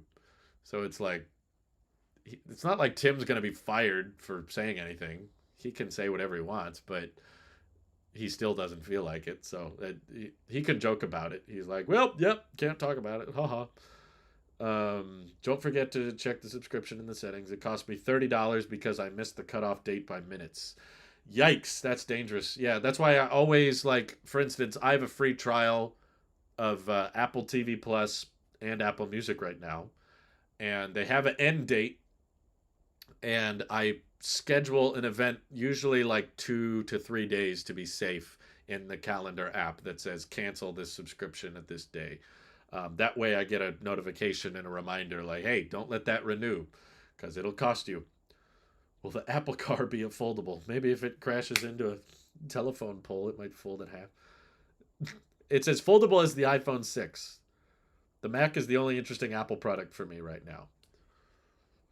I mean, it's probably the most exciting, that it's like my favorite Apple product right now, but it's out. Like, we reviewed it. We talked about it in terms of like what's coming next. We got the Mac Pro, maybe a new Mac Mini. It's like, yeah, I don't know. Not too much stuff. Um, let's see. I just want an M2 Apple TV. Why? So your Apple Music Zing will perform much better? Elizabeth says, what is Twitter usage? Someone scrolling or someone tweeting? What does daily activity mean? I think Elon was measuring it as tweets per minute or amount of screen time spent, I believe. Yeah, it was something like that. Um, my ranking. Oh, Hasael says my ranking of most wanted markets I want Apple to enter. One is the EV market. Two is the cellular service. Three, DSLR. Four is a foldable. Five is a television. What about you? Oh, that's an interesting discussion. Ranking. Other people in the chat should do this. This is kind of fun. What 5 markets do you want Apple to enter in priority? Like, which one do you really want them? A little bit less, a little bit less. Don't put things you definitely don't want them to enter, but just rankings. I would agree with the number one. I agree. EVs are the biggest thing they could get into. That would make a big difference. It would boost the stock. It would boost the valuation and make a big impact on the world. Secondly, I don't know about cellular service. Like, it's a good idea, but I don't know if it would change that much. It would probably cost a bit too. Oh yeah, banking's another good option. I might choose banking. I would say I should rank them based on most room for improvement after EV. EV, there's not a ton of room for improvement, but I just think they should have skin in the game. Um, so number one, I still agree EV. Number two, I think I'd actually say DSLR, like a dedicated camera, because I feel like there's so much overlap. It may not be that big a market. It's probably not as profitable as something like cellular services or banking, but um, it's just something I really utilize frequently. And I think Apple has amazing computational photography and videography capabilities, and they have really good silicon that can enable good battery life, fast read and write speeds. Thank you for signing up, by the way. Aota, I hope I'm pronouncing that right. Aota signed up for Tailosive Tech Plus. Welcome. Vote on the poll so you can help me decide what video to make next. I think DSLR, just because there's so many Mac users out there that use cameras for photography or video. Like, there's such a big overlap. And Apple has to use cameras to make their TV Plus shows and to make their live stream events. So if they got into the like heavy duty, and if you say, oh, that's too niche, Apple was happy to sell $50,000 Mac Pros with 1.5 terabytes of RAM. If you're willing to sell to that niche of a market, then I don't think it's crazy to enter the camera space. You could have a creator studio grade camera that's good for like YouTubers, and you could have a high end enterprise level camera that you can shoot TV shows with, and just, build in Thunderbolt connectivity that makes it easy to transfer files back and forth, build in Find My, build in AirDrop.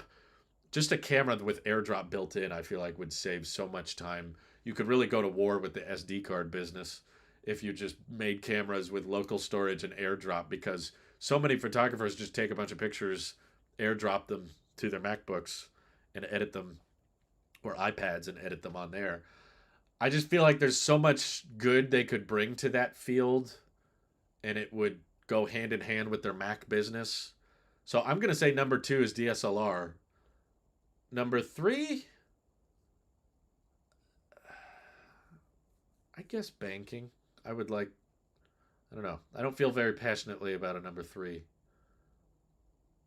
A foldable, I'm not against. I don't think it would change that much. It would just be kind of a niche ultra type product that a few people buy. But I've tried folding phones and I didn't fall in love with them. I thought there might be some use case or something that opens my eyes once I put my SIM in it and used it as my own phone for a couple weeks. And the whole time it just felt annoying. It was like, I just feel like I have to decide. It's another choice. It's another option. Every time I pull the phone out of my pocket, I have to decide, is this a closed scenario or is this an open scenario? Like, what should I do? I don't know. I don't love foldables all that much. I do think it'd be interesting from a tech community's perspective. It would be cool to see Apple try to do one. I would love to see their take on a foldable. I don't think it would replace the iPhone or be better than the iPhone. I just think it's not worth spending time on. But what was the other option? Dedicated TV? Yeah, I would like to see that. I think I might want that more. If they were to get into software services, I would like I guess I'd like to see a bank more so than a cellular service. Maybe that's just because I'm happy with Mint Mobile. I like Mint Mobile and I don't have that many complaints with Mint Mobile, but I do have a lot of complaints with my current bank, and I would like to have more competition in the banking space. So yeah, I guess I would say EV, DSLR, banking, TV, and then last, number 5, maybe a printer. That's a good one. There is still such a need for printers these days, but they all suck. All printers are terrible. An Apple made printer, that would be wonderful. It would be very simple, probably very expensive, but it would just be basic and get the job done. Wouldn't need a lot of attention. All the printers of today suck. Um, but yeah, it was a good question. Neem says, "Isn't it true that CEOs are in fact employees? Tim could get fired. Drew, in fact, hasn't that very same happened? Fired to. I mean, the board can vote you off, but I don't think they would vote him off because he's too valuable. Um, Banking in Canada. There you go. Apple construction tools. Oh boy. Jasmine says he would say banking, home appliances, EV, DSLR, television. Wow, you put EV pretty low. You put EVs below home appliances? You're telling me you want an Apple washing machine more than an Apple car. That's fascinating. What what would an Apple washing machine do differently than a regular washing machine? You're going to load all your clothes into it, leave it there, and then tell Siri to wash your clothes? My Apple ladder is better than your filthy Home Depot ladder. Oh my god. Printers suck, that's true. Apple Bank now with fast charging. Oh my god. That's beautiful. An Apple copy of Facebook social media. Facebook is so complete with posts, memes, connections, photos, video streams, market dating, chat, but have privacy issues. Imagine Facebook with Apple privacy. Facebook has a dating option? I've never heard of that. Oh god. You really want to say we met on Facebook? This. I know people that met on Facebook, but they would never say they met on Facebook. They would say they met on social media, just because they don't want to associate the word Facebook with their meet cute story. Do you think buying an iPad Pro as a media device is a good idea? I don't think I can use something without promotion. Yeah, just not the new one. I just wouldn't recommend the M2 one. If you're using it for media consumption, the 2018 iPad Pro you can buy renewed on Amazon for like close to $400. I know you can get it cheaper than the iPad 10 for sure. So if you just want a media device with promotion, then yeah, I love my iPad Pro for the basic stuff. Um, you can do that for cheap. You don't buy the M2. Neem keeps saying no offense like that somehow does something. If you're going to say something offensive, it's going to be offensive. Or most of the things you say are not offensive. So you don't need to keep saying no offense. I hate the Apple TV, but I love the Apple TV, and I don't have one. I'm banking on the bet that Apple released an affordable Apple TV stick like Rocket Amazon Fire. Well, they just refreshed the Apple TV with a cheaper version, which decreases the likelihood that a stick is going to happen. I don't think that's going to happen for a long time. Or ever. It's called Facebook Match. Oh God, that's disgusting. Who wants to find people on Facebook? Ugh. I hope Apple brings back the Airport Extreme. Heard great things about it. I have a few friends that still have them. They're fine. Yeah, I wouldn't mind Apple being in the router business, but I don't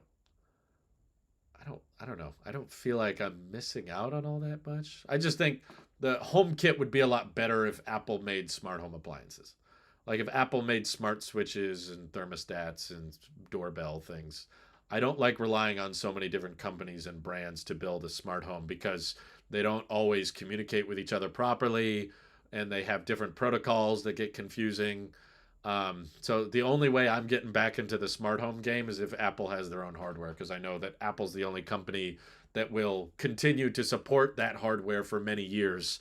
I thought Amazon was a safe bet with my security cameras, but they even discontinued that. And now I have to set up a whole new account for all my Blink security cameras, which is owned by Amazon, but they didn't want to merge the account management. So you have to have a separate password, a separate email just for the security. It's like, I can't even get big tech companies to agree. Google does security and then they buy Nest and now you got to do it through Nest and everything is like, ugh. Oh my God. I hope Apple brings, oh, sorry, I read that. An Apple television, washer, dryer, fridge, microwave, stove, and dishwasher combo would be killer. I just like all my tech matching. But what does that do? Like, what communication protocol does that bring other than the fact that it's a washing machine with an Apple logo on it?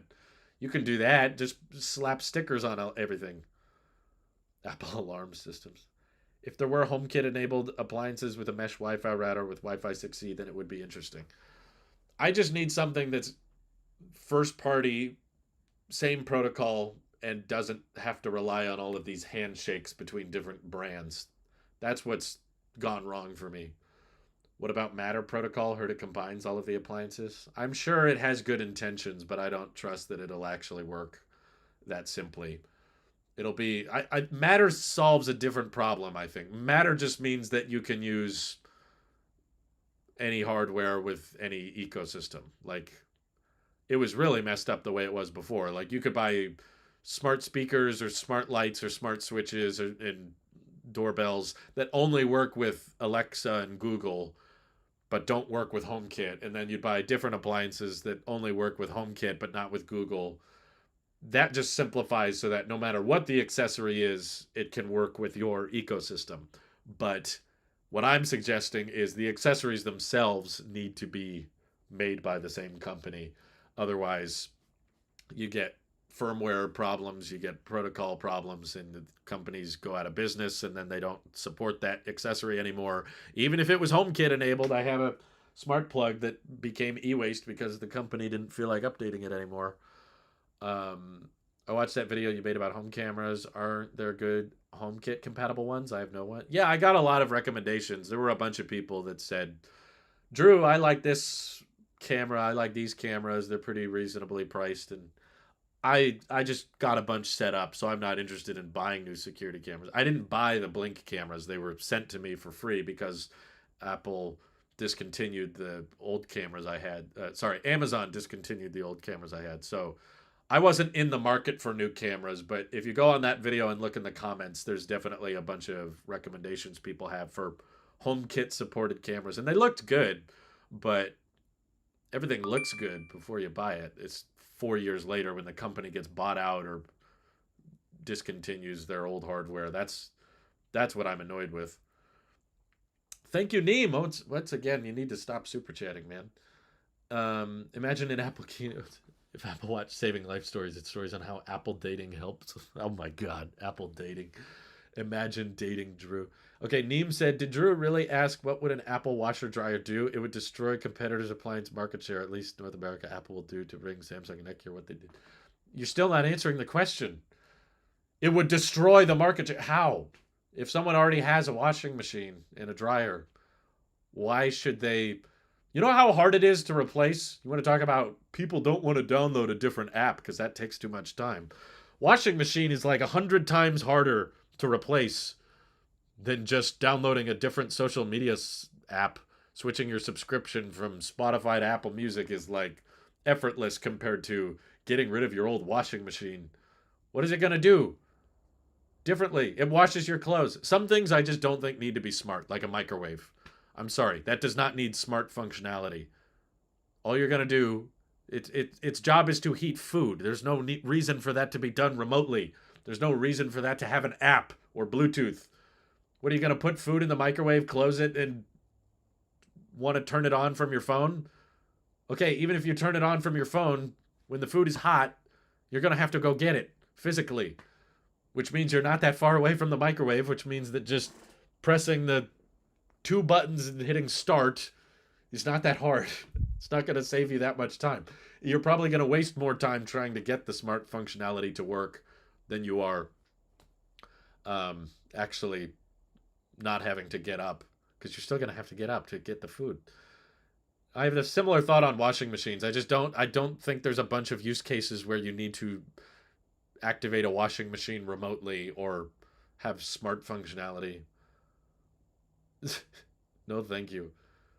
Our washing machine is like years and years old. It's not new, but it works. You know, you put the detergent in, you put the clothes in, and you hit go. Not everything needs an app, people. Some things are better when they're smart. Other things are worse when they're smart. Um, niche cases, but like you said, you're all about having options. So I have Apple give us these options. Again, they could, yeah, like Apple could make a chair too. That doesn't mean it's like a good idea. It doesn't mean like it's worth their time and investment. Um, Basically, I just think a lot of people are suggesting that. To me, it's no different. To me, it's like suggesting that they make a washing machine or a dryer is no different than asking Apple to make like socks or a shoe, or it's like, what is it going to do differently? Think different, right? It's like saying Apple should make their own fork, and it just looks like every other fork. It Apple happened to make it. Unless you own a Tesla bot that gets your food for you. Yeah, right. That's what we need. Things that can kill us all around us at any time. My Alexa enabled smart microwave heard you. It isn't a fan of your position. What do those do? I know they exist. I just don't understand. What is the point of a smart microwave? What does the app even do? I don't get it. Do you just remotely heat things? The washing machine will download a firmware update that will brick it. Yeah, usually that's what happens. I can't wash my clothes because my washer is updating. Oh my god. If you have a Tesla bot, you can just ask it to start the microwave for you. True. If you had the bot, you wouldn't need a smart microwave. It's a good point. Imagine being able to control how much water is filled in the washer, or how much you want the dryer to get, or how cold the fridge gets. Depending, you can do all of those things already. There's a knob on the washer. It's like heavy rinse, medium rinse, light rinse. Because there is no way to use the device remotely. The entire purpose of the device is you put clothes into it. You cannot do that remotely. So you have to be there to drop the clothes in and close the lid. And then just set the dial. You can either set it when you're right there and hit go, or you can close it, open the app on your phone, wait for it to connect. Hopefully it's not updating, and then tell it this cycle. Like, what how is that better? And it's just going to make the hardware more expensive. And I think all of the time it's going to take to set up and pair the device with your phone is going to eat into any time savings you could possibly have. It's just silly. It's basically the equivalent of the Apple cloth. That's what you guys are pitching. The polishing cloth. It's like, did Apple need to make that? No, but they did. So I guess they should make everything. I mean, like, I got no problem with them offering the option, but we were talking about rankings. Like, what should be at the top of the ranking? And someone earlier, who I already forgot, Jasmine ranked that the washer, dryer, and the refrigerator, or no, someone else said it. Someone ranked the household appliances higher than the EV. Like, that kills me. Would I sell my Model 3 to get an Apple EV if it released for under $50,000 and has similar autopilot features but relies on Electrify America? No. Electrify America sucks. I don't want to rely on them, and I hate the CCS charge port with a passion. So no, I would not trade supercharging for CarPlay and Apple Music. I don't think the software in Teslas are that bad. It's the best software in any car I've ever seen. And sure, I think Apple would probably get it a little bit better, but I don't think it would be so much better that it's worth trading supercharging for. That is the reason a lot of people buy Teslas, is just supercharging, because the network is huge. It's very reliable. I have never once. How many have I gone to now? I've probably gone to like 9 or 10 superchargers since I bought the car. I never once have plugged in and had an issue. Whereas, like, everybody I know that relies on Electrify America has had to. They stop, they plug in, it doesn't work, they have to unplug, go to a different stall, try again. Charging speed is slower, charger is down, waiting at the charger because someone is ahead of you and there wasn't enough charge stalls available. I've never been to a supercharger where there was a line, and I've never had to unplug and try a different stall because one was down. Every single supercharger I've pulled into was working, had available stalls, and charged fast. It works, and that's the Apple way. I'm an Apple sheep so hard that I'd like that ideology if you just plug it in and it works. And that's what Tesla has. And if the Apple car relied on Electrify America, they wouldn't have that simple, it just works mentality. Honestly, if Apple does buy Lucid or if Apple did make a car, I would really hope they adopt the NACS connector, which is the same connector Tesla uses, and they go after the supercharging network. That's what they should have. I don't think they should rely on EA. I've seen nonstop terrible news stories over and over and over again by anybody who uses Electrify America. It just continues to get worse.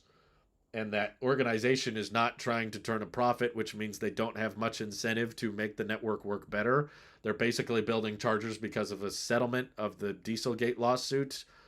So there's like very little incentive for them to try to make Electrify America better. And I lost an insane amount of respect, of the very little respect I had for them, when they reached out and told people that were complaining to stop complaining. They straight up reached out to influencers that were saying, "Hey, these EA stations are not good." EA reached out to them and it was like, "Stop talking, stop complaining. It's not helping. Don't complain about it." I was like, "Are you serious? Legit? You're just gonna try to tell people, basically tell them to shut up for complaining?" And I'm like, "No. If it's a terrible experience, they should absolutely keep complaining because that affects people's buying decision. You don't want to buy. I've watched several videos now from multiple channels of people that bought Rivians, which are amazing vehicles. I love Rivian. I love their truck and their SUV. Fantastic product. Absolutely would buy a Rivian if I needed a pickup truck. I would buy it over a Ford. I would buy it over a Cybertruck.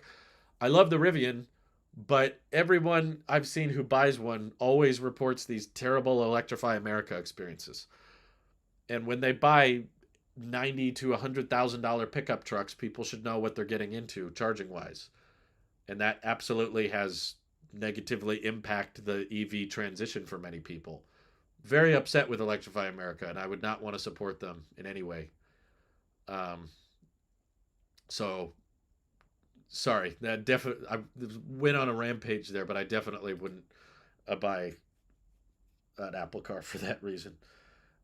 With the smart microwave, you can put your food in it, leave it there for hours, and then when the food is spoiled, you can tell it to start cooking the food. But you're still gonna have to go get it. That's my point. Is it bad I bought myself the Apple cloth, Drew? I've always been scared about polishing my devices with unsupported washing fabric, so is my. I don't think it's bad. It's just kind of funny. Neem super chatted again. That's biased and not true. While in a Tesla, it will tell the driver how many stalls there are, how many are being used, and how many under maintenance. So of course, people like us aren't going to experience problems. Wait, what? What isn't true? I don't understand what's biased and not true. But I only tried charging at an EA station once with the new CCS adapter, but it took me 5 minutes to set up the payment, even though it supports Apple Pay. I know I always hear those kinds of stories. Like, there were people that were checking out a new Electrify America station that was put in close to them, and they drove up to it and plugged in. Brand new station. They were the first people to charge there, and they plugged in, and it didn't work. It was like uh, failed to communicate. So they had to unplug, try a different stall, plug in again to get it to start charging. It's like if you buy a car that's relying on a charging network that's this fragile and they're trying to silence people, then you're setting yourself up for disappointment. I only tried. Sorry, I read that. Apple Jordan collaboration where instead of the Jordan silhouette, it's Tim Cook with his hands like this. Yeah, that would be great. I would love those shoes. I mean, I appreciate the super chat, Neum, but I don't understand what you're saying is not true. Because yes, in Teslas it tells you how many people are using the charger. It knows which chargers are down, and Electrify America doesn't always know that, or it falsely reports it, which I've seen countless times, where people say on the app it told me that the Electrify America station was open, and then I got there and it wasn't. That happens a lot. I still say, I retweet that whenever it happens because I want the people that are experiencing poor charging infrastructure to have a voice. I want them to know that like this is extremely frustrating. There's already a bunch of things you have to teach yourself and learn when switching to an EV, and that just makes it so much worse. The Electrify America experience will straight up convince people to go back to their gas cars, which I think is a real shame. EA isn't reliable when the supercharger network is not reliable either. My Tesla will tell me which stall is down. That is true. I ask anybody who's owned a Tesla and an EA vehicle which they think is a more reliable charge network. Um, I've seen countless stories about Electrify America reliability. I don't think that's necessarily biased. I mean, I'm talking it. Look up. No, I didn't say superchargers were never down. I said that superchargers are more reliable than Electrify America chargers. Yeah, there's a big difference. Um, I know lots of people that bought Teslas, and then when Rivian came out, they bought their Rivians, and they had a substantially worse charging experience. So they were used to one network, they switched to another, and it got objectively worse. That misreporting happens with Tesla superchargers as well. From my first-hand experience, Tesla supercharger more reliable than EA by light years. I'm sure it has happened, but I've never had it happen to me yet. And I rarely see it happen to people online, but I do see misreporting happen with EA all the time, very regularly. Um, and it's just more confusing in general, like when you have all kinds of different EVs coming to the same charger. Some of them are bolts that charge at 50 kilowatts. Some of them are lucids that charge at 350 kilowatts. So you got to hope that the guy with the bolt doesn't take the hyper fast charger and instead goes to the ultra fast charger. But sometimes that still happens, and then the lucid gets a slower charge than he could because the bolt is sitting there for too long. Whereas Tesla's, it's just like everybody gets the same speed pretty much. Electric cars are for rich people who have nothing but time. I feel like paying for gas is for rich rich people that have nothing but money because paying for new gas cars. Let me put it that way. Used cars are much cheaper, but EVs are getting to the point where they're cheaper than a lot of gas cars, especially factoring in cost of ownership. Chevy Bolt basically costs the same as a gas car. Um, I've used ChargePoint chargers before. They are decent, but the superchargers are so much better. Oh, yes, no question. Smart microwave help people maintain their health with all the trouble there is to cook the food. Won't eat as much. I wasn't understand. I thought you were serious for a second. I understand. The microwave will make it so hard to cook food that you'll lose weight. I get it. That's actually a brilliant explanation. That makes a lot of sense. Thank you, James. I haven't owned the car that long. The greater public doesn't report their supercharging issues. I haven't either, but I'm saying people that have owned the Rivian for less time than I have experienced more issues than I've had with my car. Like Ryan Shaw bought his Rivian and went on a road trip with it, and it was terrible. And he owned it for like a month.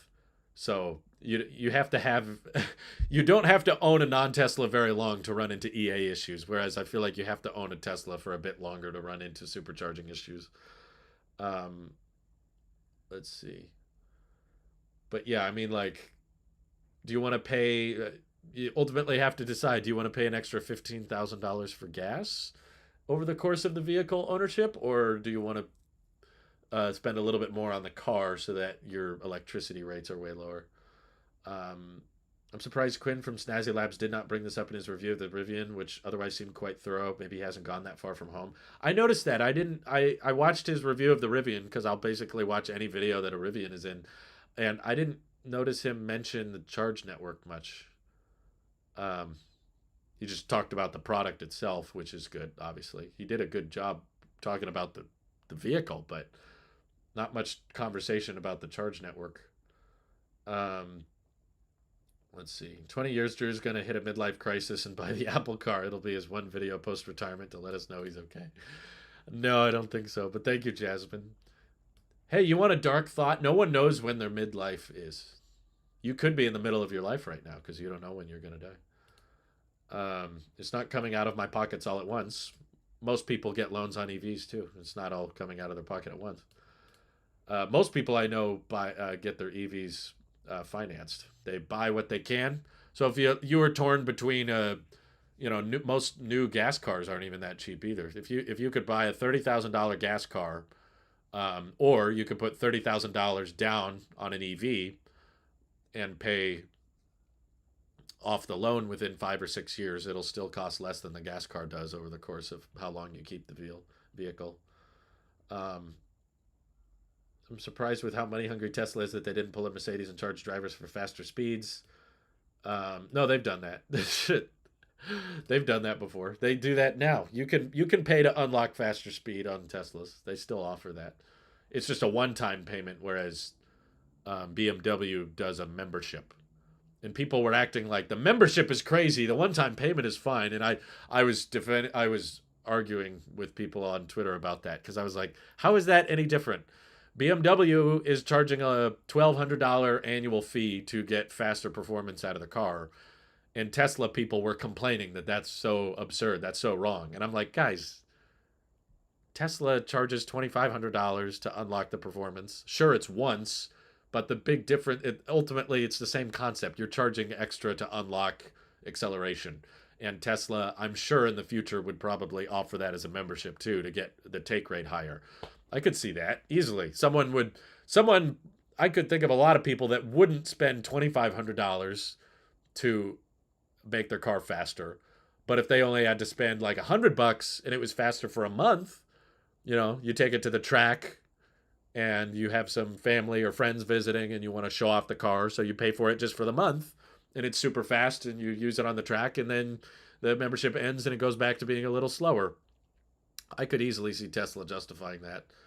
Um, Teslas don't get high velocity via free over the air updates. They get faster acceleration per one time update. Yeah, there's a difference, but I don't think it's that big. Tesla also charged extra to unlock rear heated seats in the past. They're not doing that anymore, but they used to. I'm quite excited for the rumored Apple Music app on Tesla. I can finally cancel my Spotify.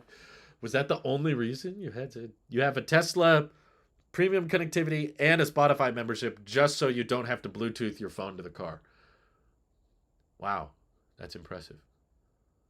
I can't wrap my head around that. I would just you're paying like $20 a month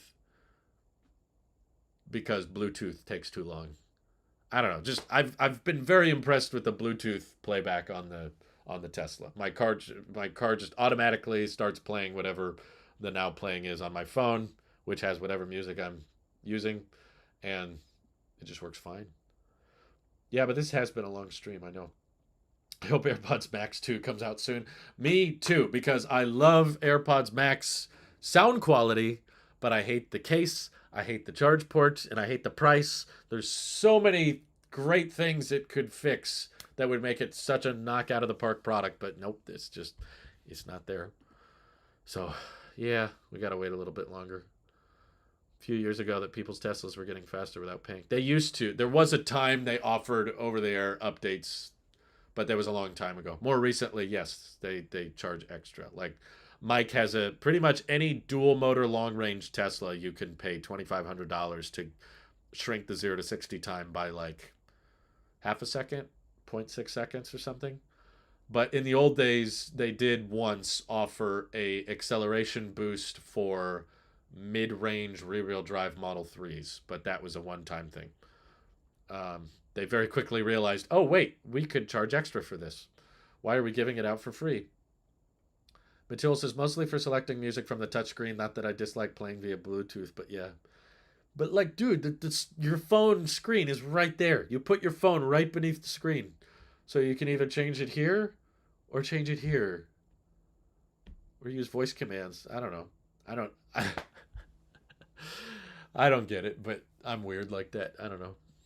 I I just don't think it's that big a deal. I just picked the station. Um oh well. Found a Model 3 for 35K. Maybe I'll trade in my hybrid. Make sure it's not a salvage title. It's easy to find very, very cheap Teslas, but once you find out they're salvaged, a lot of them don't supercharge. There's talk that Tesla's going to open up supercharging to the salvage titles, but that's part of the reason that a lot of used Teslas are so cheap is because you can't supercharge them, which makes it a lot less desirable. Um, Thank you for the super chat, Neem, so much. He says, would you and Louise ever take an all-paid exclusive 1 year vacation to the Netherlands? I don't know if you know this, Drew, but Teslas are very popular in Amsterdam. I'm aware of that, but I have my own car, so if I was in the Netherlands, I wouldn't have my own car. All paid expense. Well, I guess so. Yeah, we like trips, but also we don't like the cold. There's a bunch of places me and Louise want to visit, but the Netherlands is not really one of them. I would take a free trip, sure, but the places I'd like to visit next are definitely Australia, um, Europe. I'd go to England, and Louise has a lot of friends in Germany. I would want to go with her there if we were in Europe. Italy, we know some people. Well, she knows some people. She's been to Europe several times. I haven't. Um, Also, I've heard amazing things about Japan. Everybody I know who goes to Japan says it's like this amazing place. So I really want to go to Japan someday. But there's a big list of places we want to go. But we tend to not do well in the very cold weather.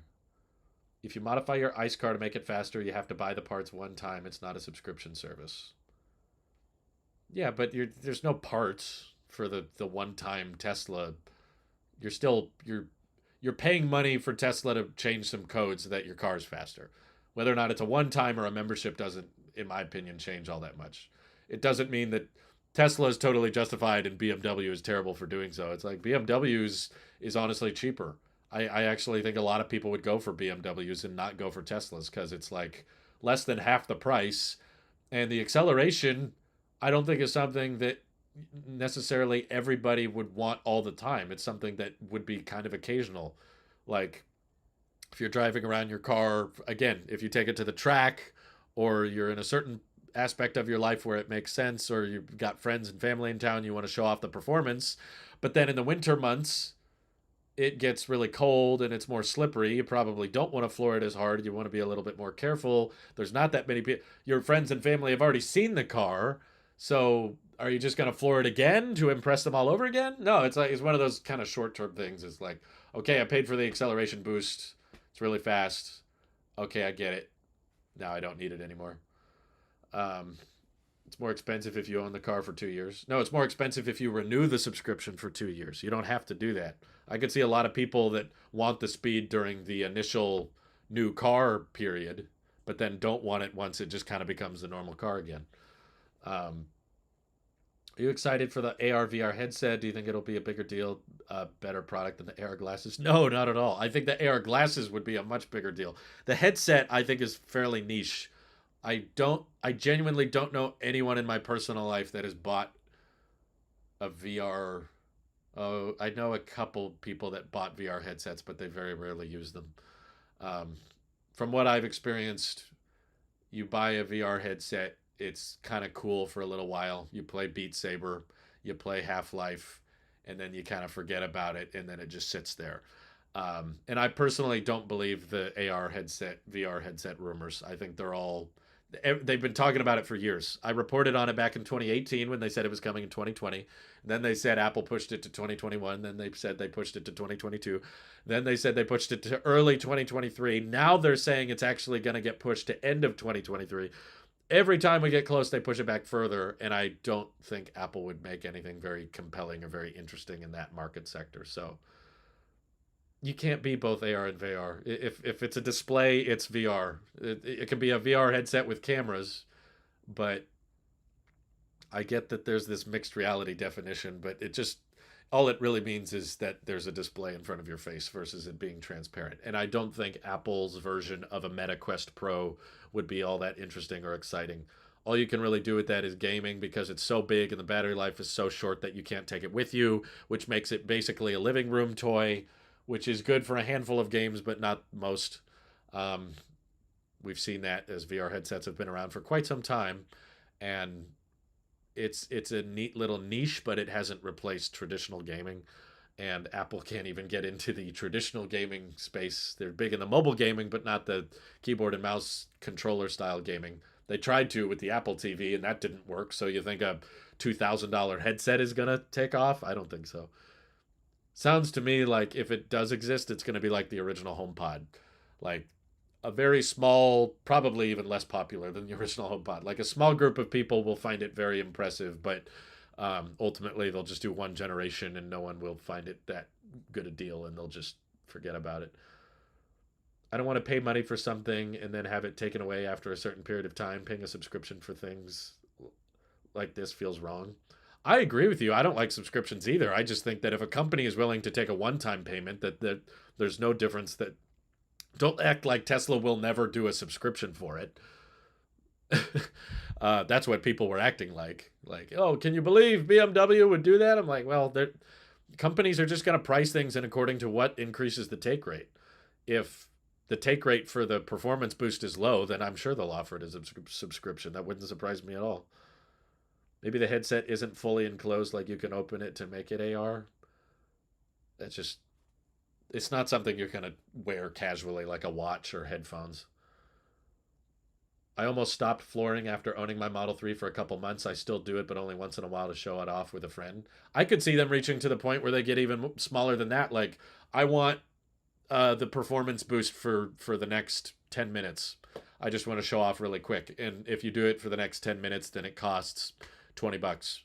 You could do how many launches and still be cheaper than buying it outright? How many times are you really launching your car? I guess it depends on the person.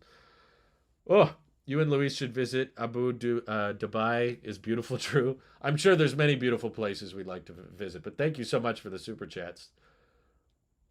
We've been live for a while though. This is going to be hard. When I stream this long, I have to cut up the audio versions because the site I use to post the podcast doesn't let me post file sizes of a certain size. But Neem keeps super chatting unnecessarily here, and I don't want him to go bankrupt, so we should probably wrap up. But um, to answer your question, PD, I'm sorry, no. I've tried VR headsets and it still just feels like you're strapping a pair of goggles and a TV to your face. It doesn't feel that immersive to me.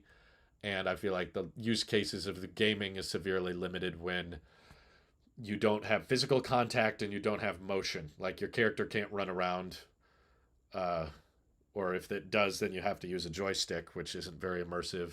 And nothing like walls don't stop your hands, swords or anything don't stop your hands like they do in a video game. So that's why I don't think it's going to replace anything.